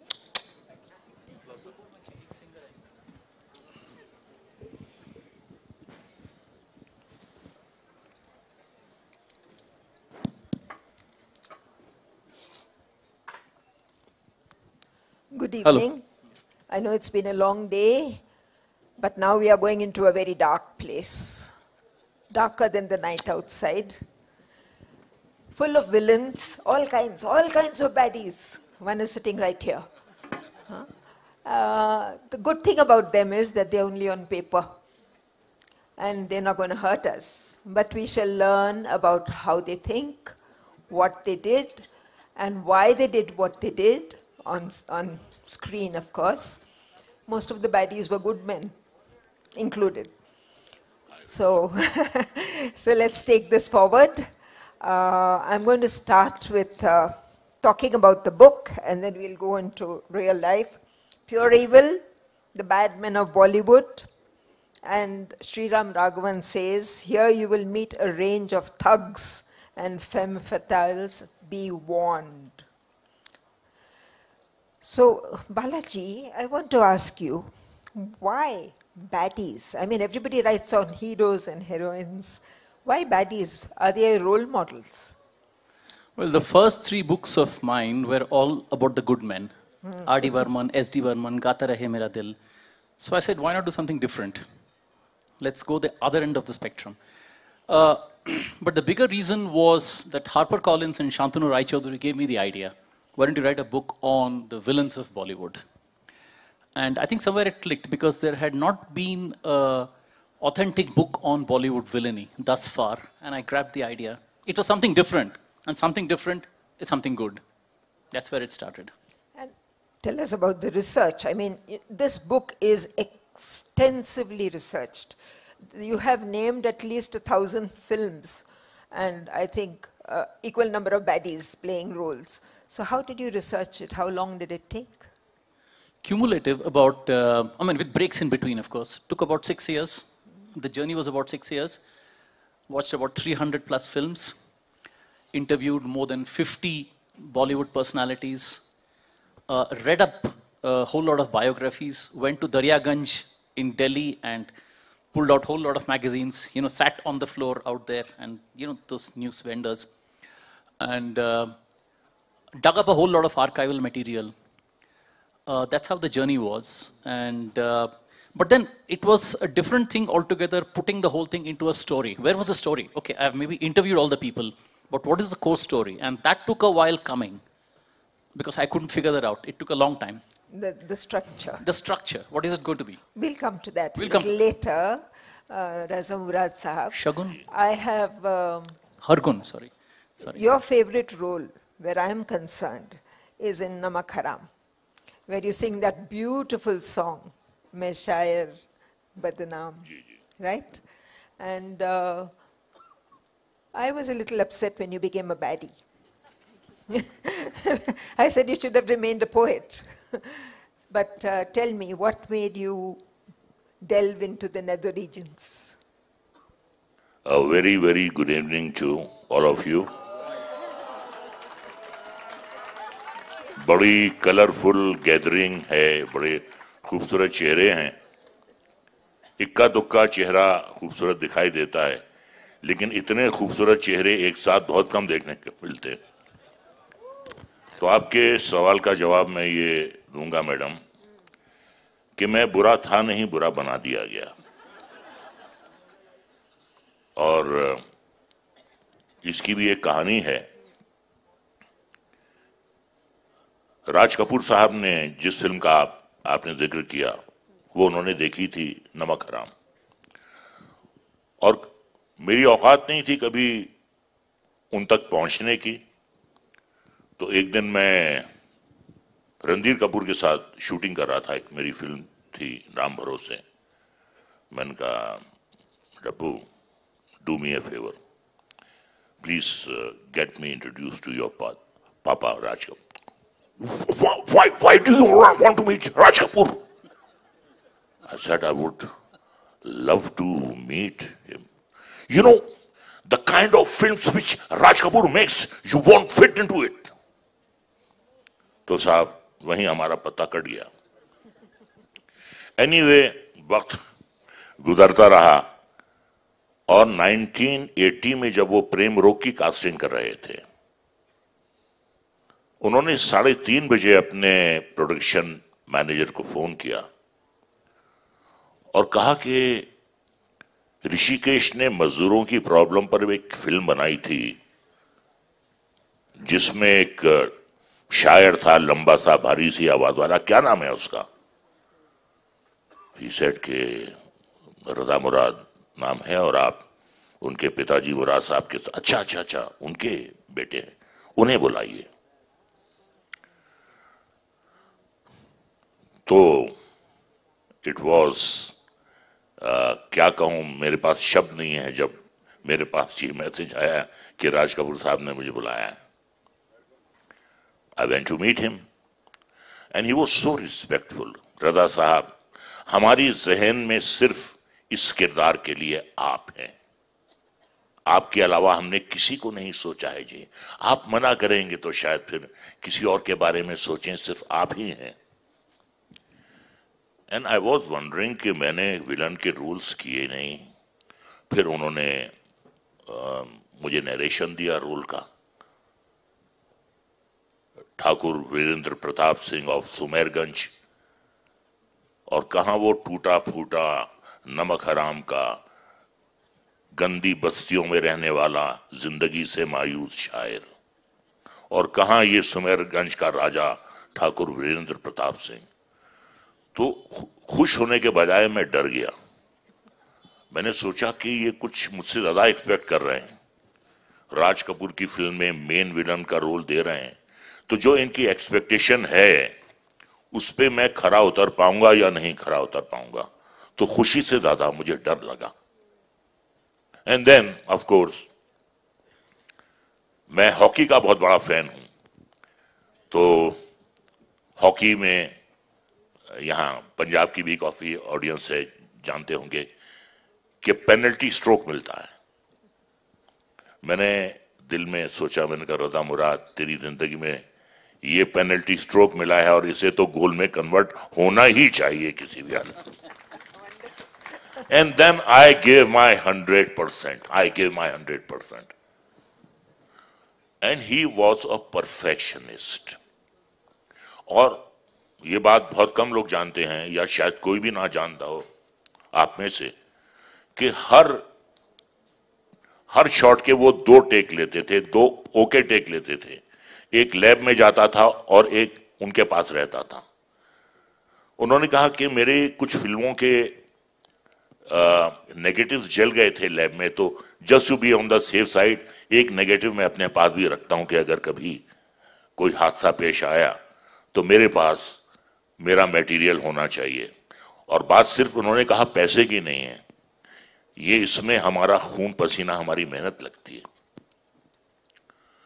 तो हर shot के 2 take होते थे, और एक shot एक ऐसा हुआ कि पद्मनी कोल्हापुरी को मैं पकड़ता हूं और उसकी साड़ी में खींचता हूं, वो गिरती है और गिरने के बाद उस साड़ी को मैं फेंकता हूं। तो वो इतना अच्छा शॉट हुआ, कहने लगे रजा साहब ये जिंदगी का पहला शॉट है जो मैं दोबारा नहीं ले सकता ये। तो वो एक ही टेक उसका रखा गया, दोबारा नहीं लिया। उसमें ये भी रिस्क था कि उसे चोट लग सकती है बच्ची को। बच्ची थी तब वो 16 साल की थी। इस तरीके से हमने, हमारी बुराई की दुकान शुरू हुई। और मैं ये कहूंगा कि जब फिल्म का पहला प्रिंट आया, उन्होंने अपने तमाम दोस्तों को बुलाया।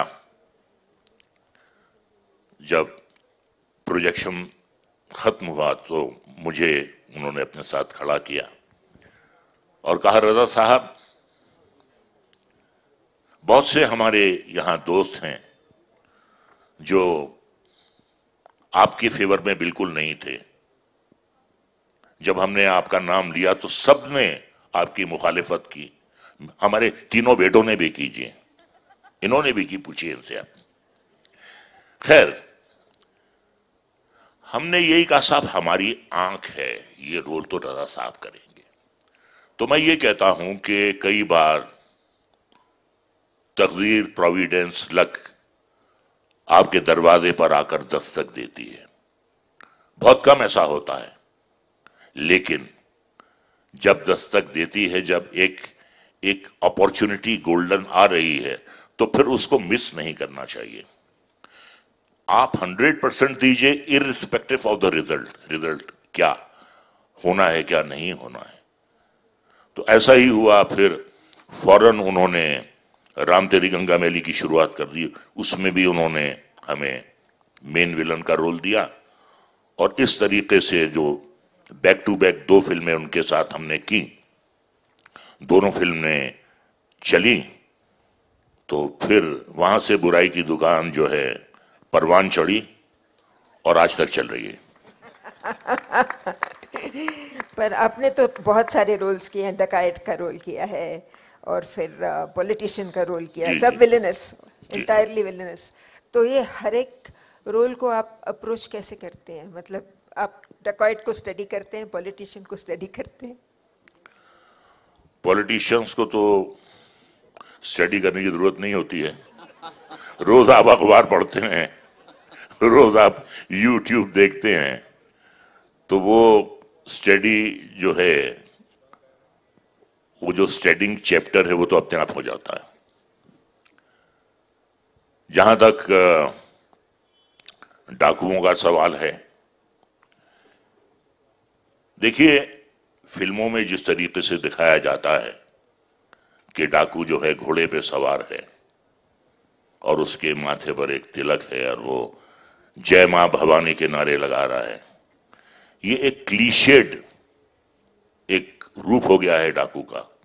हमने असली डाकू भी देखे हैं, आपको पता ही नहीं चल सकता कि ये डाकू हो सकते हैं। वो बेचारे बीहड़ों में छुपे रहते हैं। घोड़ा तो जाने दीजिए, कुत्ते भी उन्हें मयसर नहीं होते। अगर आप घोड़े पे जा रहे हैं तो any policeman can shoot you. एक घुड़सवार जा रहा है, घोड़ा जा रहा है, you could be shot dead. तो किसी डाकू के पास घोड़ा वोड़ा नहीं होता। अब ये एक इमेज बन गई है डाकू की कि उसके पगड़ी होगी, उसके तिलक होगा, उसके मूंछ होगी, और यहां पे साहब वो पट्टा लगा होगा कारतूसों का। तो ये इमेज बन गई है। और जहां तक रियलिटी का सवाल है, जो दिखाई गई है फिल्म बैंडिट क्वीन में, वो बहुत सही दर्शाया गया है। लेकिन अगर हम इस तरीके से दर्शाएंगे तो कोई हमें मानेगा ही नहीं कि ये क्या कर रहे हैं आप। अरे डाकुओं की तरह बोलो। अरे भाई डाकू भी तो इंसान है यार, वो भी इंसान है, वो भी आम लोगों की तरह हंसते बोलते हैं। कुछ शौक से डाकू बन गए हैं, कुछ हालात से बन गए हैं, but they are also human beings. तो क्या होता है कि जब हमारे पास डाकू का रोल आता है तो रियलिटी को हम जरा एक तरफ रख देते हैं, क्योंकि हमें उसी क्लीशेड वे पे चलना है जिस पे सुनील दत्त साहब ने शुरुआत की थी मुझे जीने दो में। ठाकुर जरनैल सिंह का रोल किया था। अब साहब एक फिल्म में मेरा पहला दिन था, डाकू बना था, मैंने साफा वफा बांधा, तो शॉट होने वाला था, तो डायरेक्टर ने 1 मिनट तिलक कहाँ है आपके? मैंने कहा कि तिलक जरूरी है। हाँ बिल्कुल जरूरी है, आप डाकू लगोगे ही नहीं तिलक के बिना। तो वो एक इमेज बन गई है कि साहब डाकू है तो तिलक है ही है, पगड़ी है ही है, आंखें लाल है ही है। तो उन्होंने हमें शॉट से पहले तिलक लगा दिया। फिल्मों के जो डाकू हैं उनका रियलिटी से कोई ताल्लुक नहीं है। कुछ अच्छी फिल्में बनी हैं, लेकिन उन फिल्मों की ऑडियंस उतनी नहीं है या वो जो है आम मासेस के लिए जो हैं वो फिल्में नहीं बनी हैं। बट हम जो जिस डाकू को प्रोजेक्ट करते हैं वो बहुत ही अनरियल है और आम जिंदगी में ऐसे डाकू नहीं होते, लेकिन हमें मजबूरी में उसी क्लीशेड रास्ते पर चलकर उन कैरेक्टर्स को इनेक्ट करना होता। Thank you. पॉलिटिशियंस का तो अलग ही है। Anyway, we won't go there just now. Balaji, tell me, you approached the book finally as a structure by classifying the different kinds of villains. Do you want to share with the audience some of these classifications? Don't go through the whole book, we'll be here all evening. इससे पहले मैं कुछ कहना चाहूंगा। जी। बालाजी की जो किताब है, इट्स एन एनसाइक्लोपीडिया। जो हमारी हिस्ट्री है फिल्म इंडस्ट्री की, I would not like to congratulate him, but I would like to salute him. इन्होंने जो किताब लिखी है, जो रिसर्च इन्होंने की है, और इतनी माइन्यूट रिसर्च की है, sir hats off to you. मैं बिल्कुल नमन करता हूं आपको। कितनी आपने उसमें पेन्स ली होंगी, कहां से आपने रिसर्च किया होगा, और कोई भी एक ऐसा पहलू नहीं है हमारे विलन्स का जिसका आपने जिक्र ना किया हो। बहुत से ऐसे बेचारे अननोन एक्टर्स भी हैं जो आज लोगों के जहनों से उतर गए हैं, उन तक का आपने इतना माइन्यूटली अपनी किताब में जिक्र किया है। आई थिंक एनीवन जिसे भी विलन्स के बारे में, उनकी जाती जिंदगी के बारे में, उनके किए हुए रोल्स के बारे में इंटरेस्ट है, तो I would strongly recommend the book.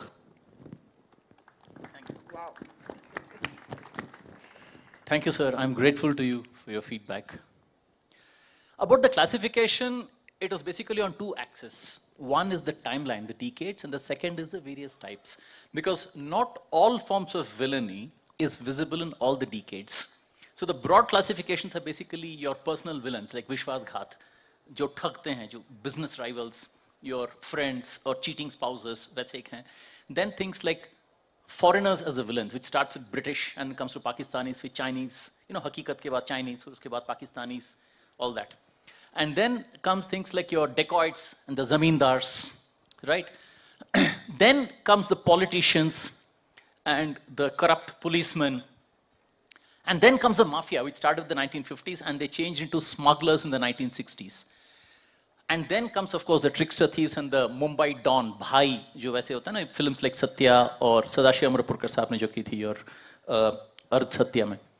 So, pretty much it mirrors, or I have tried to mirror the changes in the socio-economic situation and the socio-political situation. Because फिल्में क्या है, जैसे रजा साहब भी कहेंगे कि it is just a reflection of what is happening in the society, right? So that is how I have broadly done the classification. Talking about, say, politicians, see, they were not corrupt. If you look at films like your Baharo Ke Sapne or Andhi, they were not corrupt. They had strong ideologies. But in the 1980s came the corrupt politicians. और corrupt politicians की बात करते हुए एक film याद आती है, again, नमक हराम.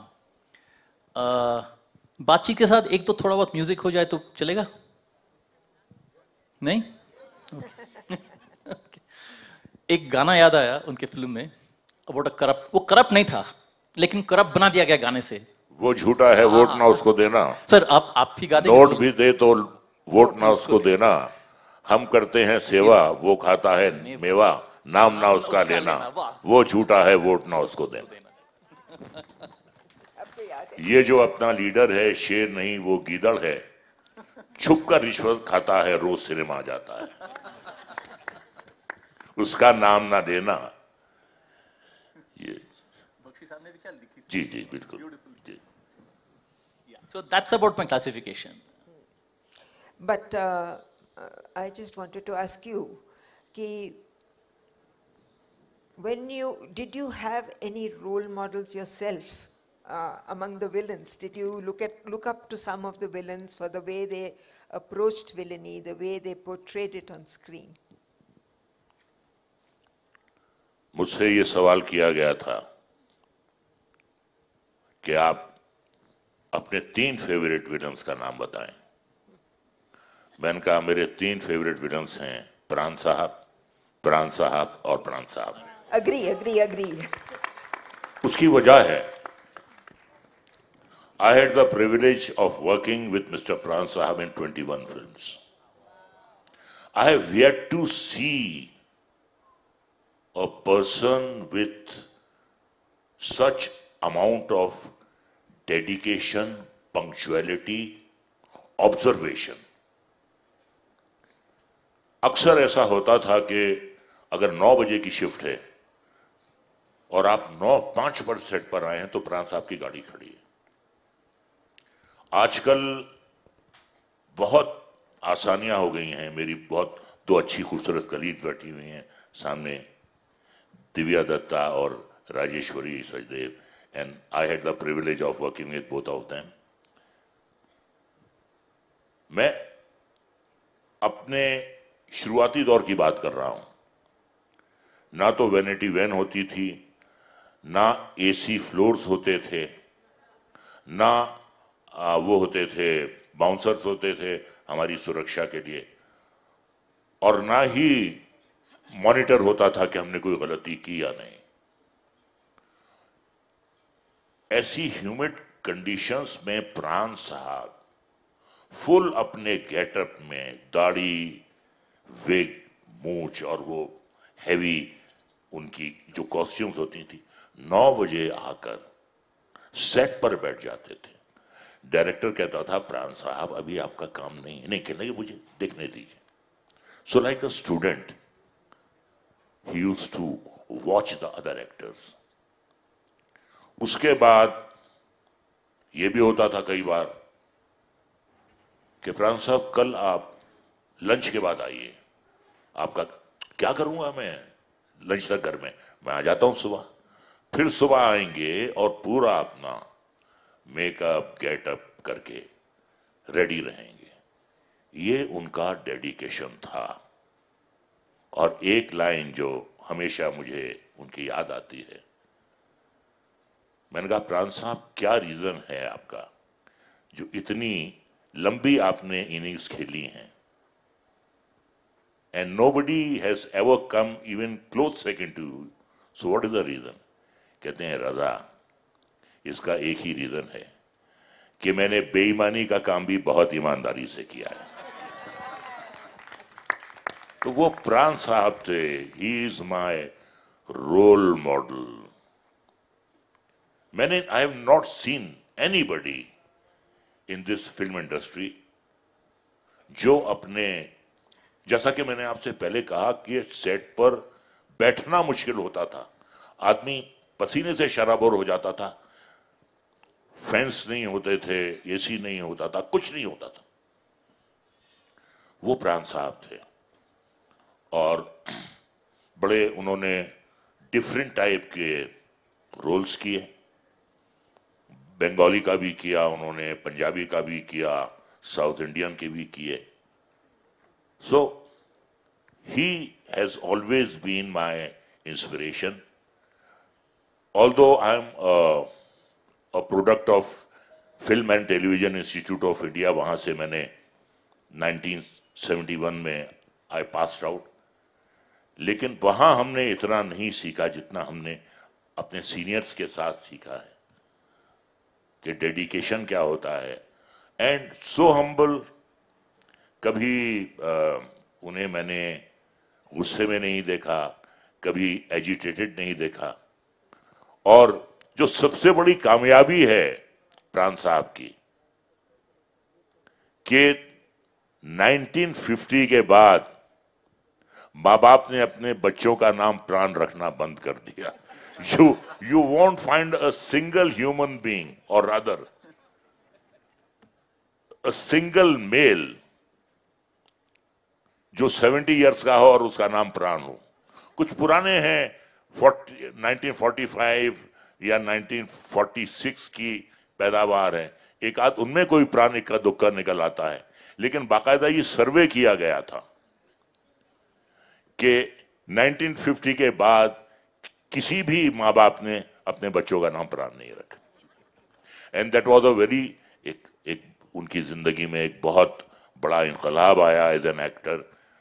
मनोज कुमार ने उपकार में उन्हें बलंग चाचा का रोल दिया, and then he started his second innings as a character actor. Yes. So he has always been, I consider him as my guru.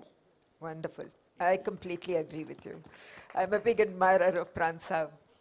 Balaji, you have in your book, while you have been listing the kind of roles and the people who have enacted them, gone through the entire social change of India in a very, methodical manner, you also have peppered it with a lot of very interesting anecdotes of how some of the villains found ways to stand out and not be lost in the crowd of villainy.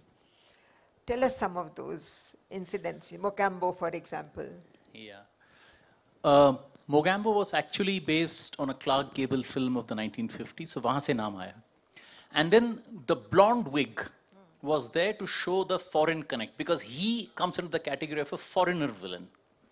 And then he went to men's mode and picked up that garish pink and the shocking, colors just to make him. And if you look at him, he's doing everything, but nobody's scared of him. People are laughing with him. The kids love him. So it's a very strange mix of a person who's supposed to be very vicious and an enemy of the country, but somehow he has found ways of making people love him. So it's about the makeup, the characterization, how you internalize it. That's the investment that goes into it. Similarly, if you take Gabbar Singh, Amjad Khan, he struggled for the first 2 shooting sessions. He couldn't get his voice right. Log kehte the awaaz bahut patli hai, aise hoga nahi. He was not comfortable in those army fatigues. He couldn't chew khaini. He couldn't grind the khaini while speaking. He struggled. Then he started wearing the army fatigues, started sleeping in them, started growing a beard. So that's the investment, the hard work that Raza Saab just spoke about. That goes into that, right?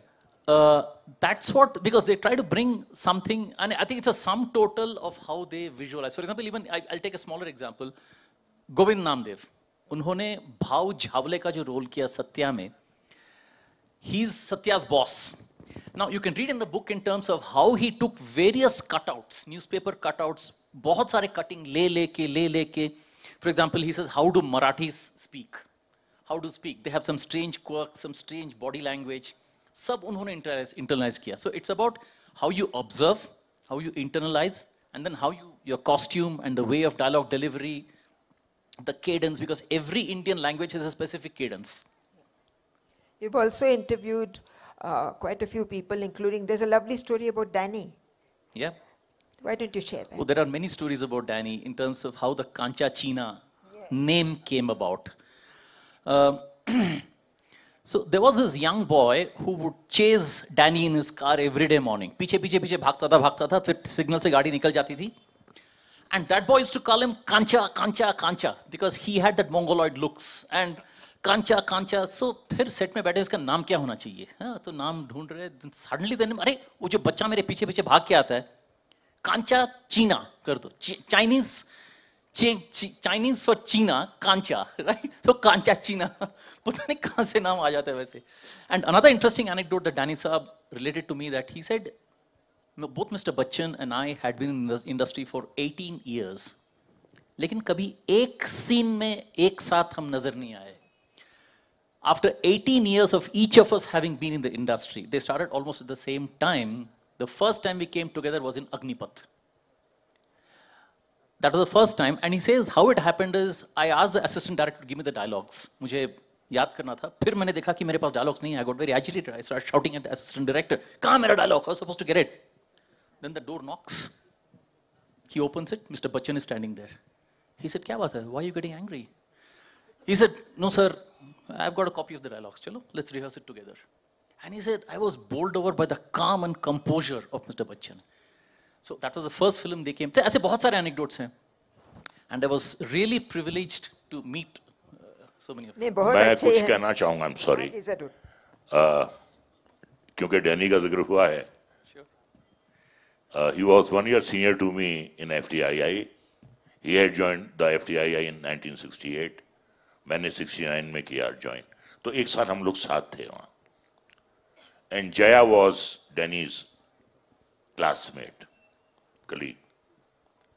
उनका नाम Danny नहीं है. His name is Shring Primizo Denzongpa. Very, very difficult to pronounce. Shring Primizo Denzongpa. और डेंजोंगपा बोलते बोलते आदमी कहीं ना कहीं जो है वो स्लर कर जाता था. तो there was a peon who used to address him as Denzong Appa. अप्पा भाई को बोलते हैं, डेंजोंग अप्पा. क्या हुआ कि क्योंकि डेंजोंगपा प्रोनाउंस करना बहुत मुश्किल था, तो जया ने डेंजोंगपा को शॉर्ट करके डैनी कर दिया. This name Danny is given by Jaya Bhaduri. उसको डेंजोंगपा बड़ा खींच के बोलना पड़ता है, उसको शॉर्ट करके डैनी कर दिया. यहां से ये डैनी नाम पड़ा है इनका. और कुछ और भी उनके बारे में मैं आपको बताना चाहूंगा. बहुत ही शायराना मिजाज के इंसान है, बहुत अच्छा गाते हैं, बहुत अच्छा गाते हैं. और बाकायदा कुछ दिन उन्होंने एस.डी. बर्मन से ट्रेनिंग भी हासिल की है. But he was the most insecure person in the institute because of his looks. वो शक्ल से जो उनके लुक्स थे वो आम हिंदुस्तानी से मेल नहीं खाते थे. तो he was quite insecure about his looks. लेकिन जब ऊपर वाला देता है तो छप्पर फाड़ कर देता है. और एक बार जब आपकी एक्सेप्टेंस हो जाती है तो डैनी अगर ऋषि कपूर का बाप बना है तो भी खप रहा है. डैनी अगर अमृता सिंह का बाप बन रहा है तो भी कन्विंसिंग लग रहा है. एक बार ऑडियंस आपको एक्सेप्ट कर ले, फिर आप हर रंग में फपते हैं. सो सवाल यह है कि आप कैसा रोल कर रहे हैं, whether it's a villainish role और इट्स अ सिंपैथेटिक रोल, आप उसे कैसा निभा रहे हैं, वो ज्यादा इंपॉर्टेंट है. और एक बार क्या होता है हमारी लाइन में, आपके नाम से आपका काम होता है, आपके नाम से आपका काम होता है और फिर जिंदगी भर आप अपने नाम की खाते रहते हैं. एक बार जब एक ब्रांड नेम बन जाता है तो वही हुआ डैनी के साथ. एंड आई एडमायर हिम क्योंकि उनका अपना एक लाइफस्टाइल है. वॉट एवर ही डज, वो कोई भी फिल्म करेंगे वो बिल्कुल अपने हिसाब से करेंगे. And he is the one actor who has the guts to say no. जितने रोल्स उन्होंने बहुत से उनके रिफ्यूज किए हुए रोल मेरे पास भी आए. हाँ रियली. तो अभी भी दिल से वो एक तिब्बतियन पहाड़ी है. पहाड़ियों में रहना बड़ा अच्छा लगता है, पहाड़ियों को देखना बड़ा अच्छा लगता है. सो ही स्टिल अ पहाड़ी from his heart. Name fame तो बहुत उन्हें मिला है, उसमें पैसे की अब उनको कोई हवस नहीं है कि मैं ये भी कर लूं, मैं वो भी कर लूं. What ever he does as per his convenience, as per his thinking. So money has never tempted him after becoming successful. उन्होंने छोटे छोटे रोल भी किए हैं. आपको अगर याद होगा मेरे अपने में वो विनोद खन्ना के ग्रुप में थे. He was one of the boys. छोटे छोटे रोल भी किए हैं. आदमी करता है, कॉम्प्रोमाइज जिंदगी में करना भी चाहिए. तो और आज भी जब भी उनसे मुलाकात होती है वही एक बहुत ही उनकी जो इन्फेक्शियस स्माइल है, एक इनोसेंट स्माइल है. He still retains that charm. नहीं, आपने कुछ कहा तो उससे मैं आगे बढ़ाना चाहती हूँ. ये पूछना चाहती हूँ कि when you are doing a villain's role, आपको मालूम है कि आप कुछ करने वाले हैं जो गलत है, तो आपके मन में क्या है? How do you manage to make up your mind to do that wrong thing? I know you are an actor. To be very honest, I will tell you, I have never been comfortable doing a rape scene. Never, never, never. It's always a nightmare for me to do a rape scene. क्योंकि जो मेरी जाती जिंदगी है वो उससे बिल्कुल अलग है. मेरी जाती जिंदगी में, पर्सनल लाइफ में, मेरी डायरी में, मेरी डिक्शनरी में फोर्स नाम का कोई शब्द है ही नहीं. I hate to force anybody and I hate when somebody forces me to do anything. और मैं आपको एक बहुत अजीब बात बताता हूं.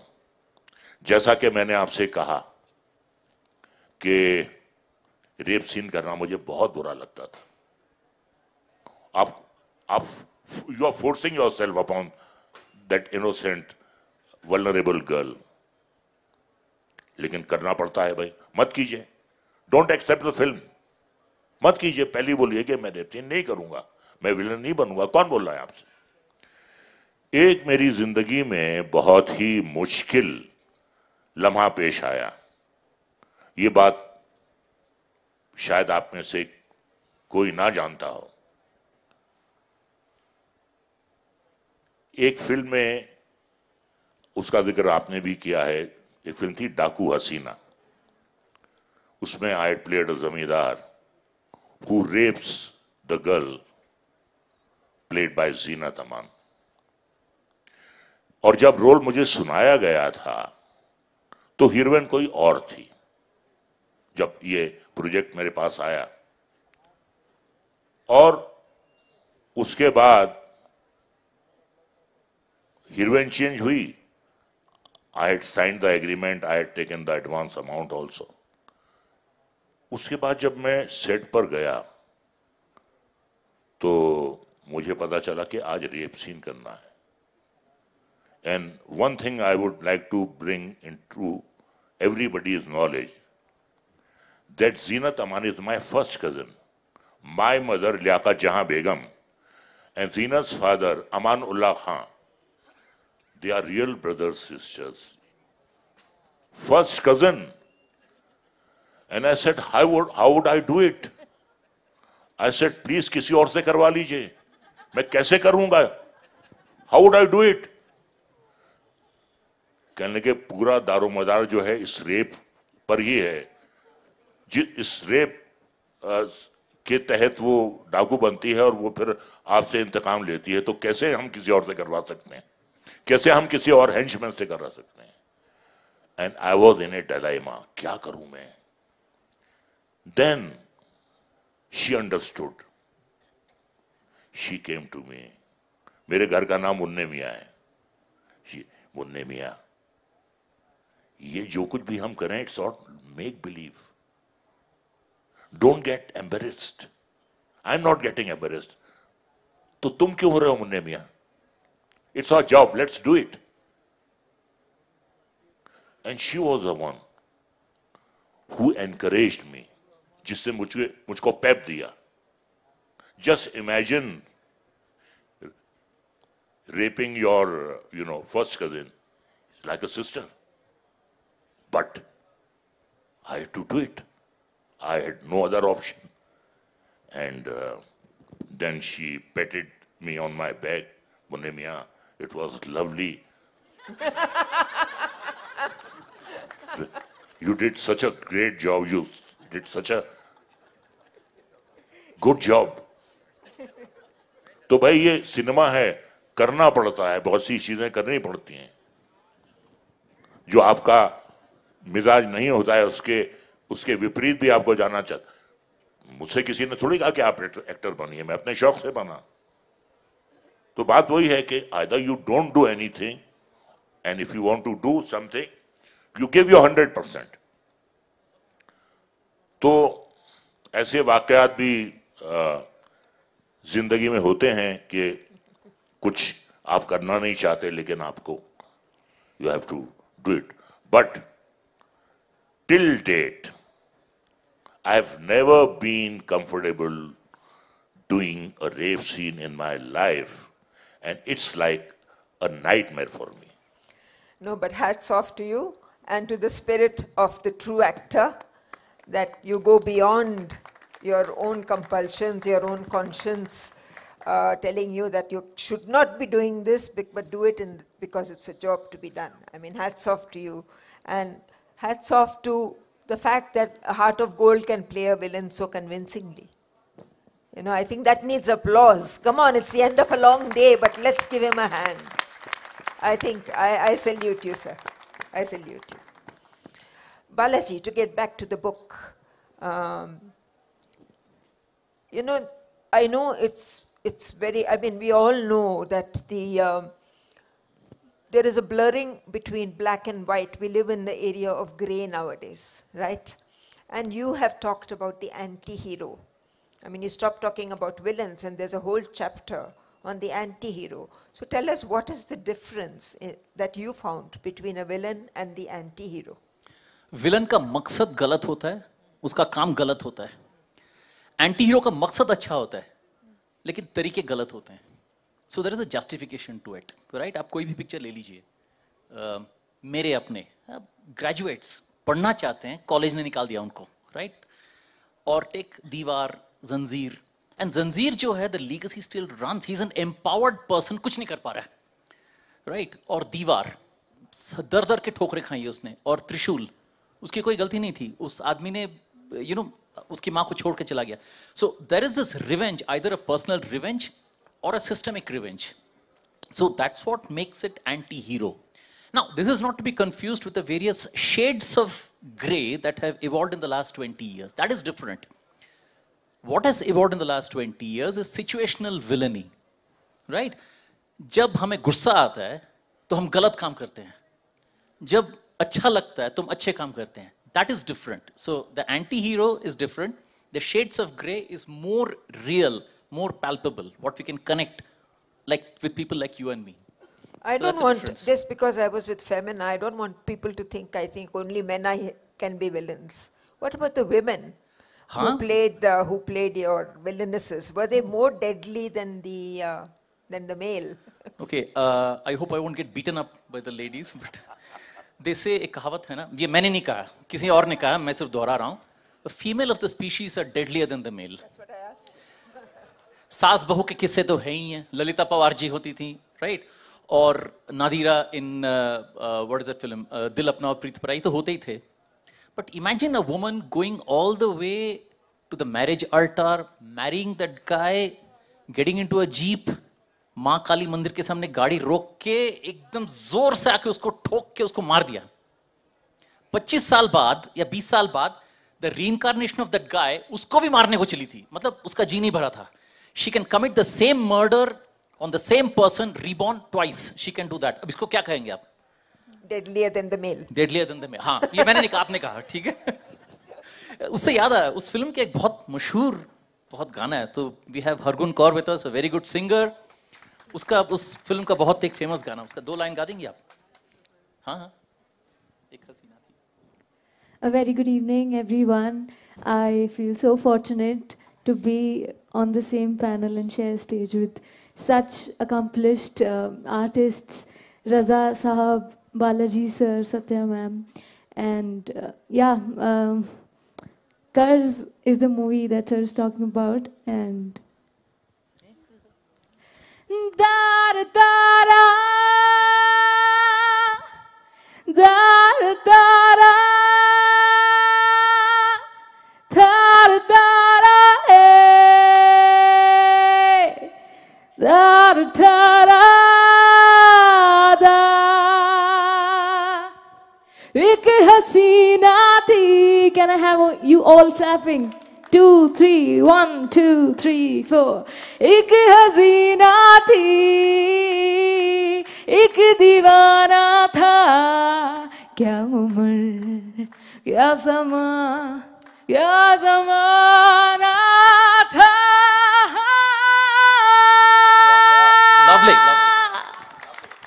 Lovely, lovely, lovely.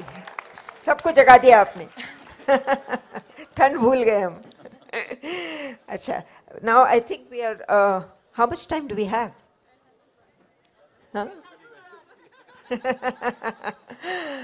No, I just wanted to ask you, Balaji, before I go back to Raza Sahab, tell us some of the incidents that happened when you were interviewing some of these people who have played villains on the scene, some of the actors. बहुत सी चीज़ है. For example, K.K. Menon, I met him at Raheja Lokhandwala, and so we were standing by the pool, and I was holding my laptop in one hand and interviewing him. And after the interview got over, it was almost 10:15. So I said, "Sir, are you going home now?" Well, no, I'm waiting for the van to pick me up. Abhi night shoot hai mera. And he said 70% of my shoots happening during the night. K.K. Menon. अंधेरे में सब करना है. हाँ. So I was able to link back to a couple of his films, like Stone Man Murders and all that. So ऐसे बहुत सारे छोटे-मोटे किस्से हैं. And when I interviewed Yashpal Sharma ji, it was between a take. Makeup कर रहे थे, take के लिए वेट कर रहे हैं, तभी मैं बीच में जाके इंटरव्यू किया. And then he said, Balaji अब एक काम कीजिए ना, अभी एक शूट होने वाला है, there is a pan shot और some people on the road, आप भी खड़े हो जाए वहां पे. So who knows, I might have made my debut as an actor that day because the camera pan pass me, पता नहीं. I don't know where that shot is. मैं शॉट में फाइनल एडिटर वर्जन था कि नहीं पता नहीं. Not as a henchman, I hope. ऐसे मुझे चाय पीना था खड़ा होके. मैंने ठीक है, चाय तो बहुत अच्छी चीज है. चाय हेंचमैन आल्सो ड्रिंक टी. हाँ, दे ड्रिंक टी. खून पीते हैं, चाय भी पीते हैं. राजा मुराद साहब, आपसे एक रिक्वेस्ट है before we close this session. कुछ डायलॉग्स याद हैं? डायलॉग तो याद हैं. एक देखिए, आजकल क्या है, जो डायलॉग यादगार होते हैं वो लंबे नहीं होते. तुम्हारा नाम क्या है बसंती, मेरे पास मां है, कितने आदमी थे, मोगैम्बो खुश हुआ. आधी आधी लाइंस होती हैं जिससे एक्टर्स पॉपुलर होते हैं. तो एक डायलॉग मैं आपको सुनाता हूं. एक फिल्म में धर्म जी को मैंने बांधा हुआ है, वो किसान हैं और मैं उनकी जमीन हड़पना चाहता हूं. क्या हुआ भाई, डरा दिया? अच्छा, 5 मिनट. तो मैंने उन्हें बांधा हुआ है, वो बेहोश हैं और मैं उनके मुंह पे पानी का छपका मारता हूं और उन्हें होश आता है. तो कहते हैं कुत्ते. वो फेवरेट उनका लफ्ज है कुत्ते. ऐसा कोई विलन नहीं है जो ये कहे कि धर्मेंद्र जी ने कभी मुझे कुत्ता ना कहा. एक भी नहीं मिलेगा आपको. And I am not an exception. कुत्ते, मैं शेर हूं. कुत्ते ने ना कभी शेर का शिकार किया है और ना करेगा. मैं कहता हूं, माना अजीत सिंह कि तुम शेर हो और हम कुत्ते. माना अजीत सिंह कि तुम शेर हो और हम कुत्ते, मान लिया. लेकिन कभी कभी कुत्तों के भी दिन आते हैं. Wonderful, wonderful. मुझे एक और छोटे डायलॉग याद आए मुझे. I mean, Godfather, the film inspired so many movies. As soon as Godfather was made, and I've written in the book, 2 films started happening. One which released within 2 years, Dharmatma, which was an exact replica. Other was Dawn, which released 5 years later, 4.5 years later. And then the legacy has continued. Sarkar, all that thing has continued throughout. So the legacy continues to bind us. उसमें एक बहुत छोटा सा dialogue है. अमित जी कहते हैं, don को पकड़ना आपको पता होगा, मुश्किल ही नहीं, नामुमकिन है. नामुमकिन है. उस फिल्म का एक गाना है which was there in both the versions of the film, 1978 and 2006. ये मेरा दिल प्यार का दीवाना. जी हाँ. उस गाने का 2 लाइन हो जाए. ये मेरा दिल यार का दीवाना, दीवाना दीवाना प्यार का परवाना, आता है मुझको प्यार में जल जाना, मुश्किल है प्यारे इतना बच के जाना. ये I can hear almost everyone doing all the music bits in between. Lovely. You know, I met Chandra Bharot Saab and he gave me a complete description of where that green shirt was purchased, that check blazer जो अमित जी पहने हुए थे, वो खाई के पान बनारस वाला time कि तुम पान कैसे खाए, फिर क्या हुआ, किस्सा कुछ हुआ, पढ़ लीजिए किताब में. हाँ, किताब में पढ़ने दीजिए, पूरा यहाँ मत बता दीजिए. इससे पहले कि हमें बाइज्जत तौर पे धक्के मारकर यहाँ से निकाल दिया जाए, क्योंकि एक बैल बज गई है, इससे पहले कि हमें निकाल दिया जाए, हम शराफत से खुद क्यों ना चले जाएं. आप विलन हो, आपको धक्का मार के ही निकालना पड़ेगा. जी जी, पंजाबी डायलॉग, पंजाबी गाना सुना दूं. ये पहला गाना है जो मुझ पर पिक्चराइज हुआ था, and this was sung by the great Rafi साहब, एंड द फिल्म वाज लच्छी. तो एक बदमाश पहली बार किसी हसीन लड़की को देखता है और अपना दिल खो देता है. तो वो एक आध उसका मुखड़ा सुना देता हूं. असा यार दे नजारे विचों रब वेखिया, रब वेखिया. असा यार दे नजारे विचों रब वेखिया, रब वेखिया. ओ भी वेखिया ते, ओ भी वेखिया ते यार दे सबब वेखिया. असा यार दे नजारे विचों रब वेखिया, रब वेखिया. असा यार दे कट रब तो नजारा नहीं जे साडे यार दा, जेड़ा वेख लेंदा यार तो ओ जिंद हार दा. गल करन दा, गल करन दा ओदा सोना टब वेखिया, टब वेखिया. ओ भी वेखिया ते, ओ भी वेखिया ते यार दे सबब वेखिया. असा यार दे नजारे विचों रब वेखिया, रब वेखिया. असा यार दे. Wow, wow, wow. I think on that note, we will call it a night. I think we should give him a standing ovation. Yes, absolutely.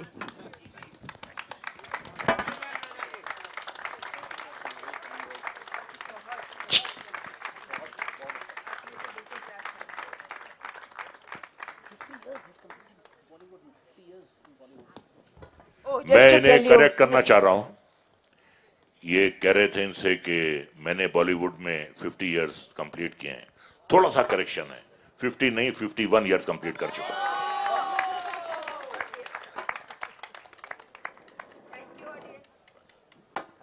Thank you, Satya, Radhaji, Balaji, Hargun. Thank you so much.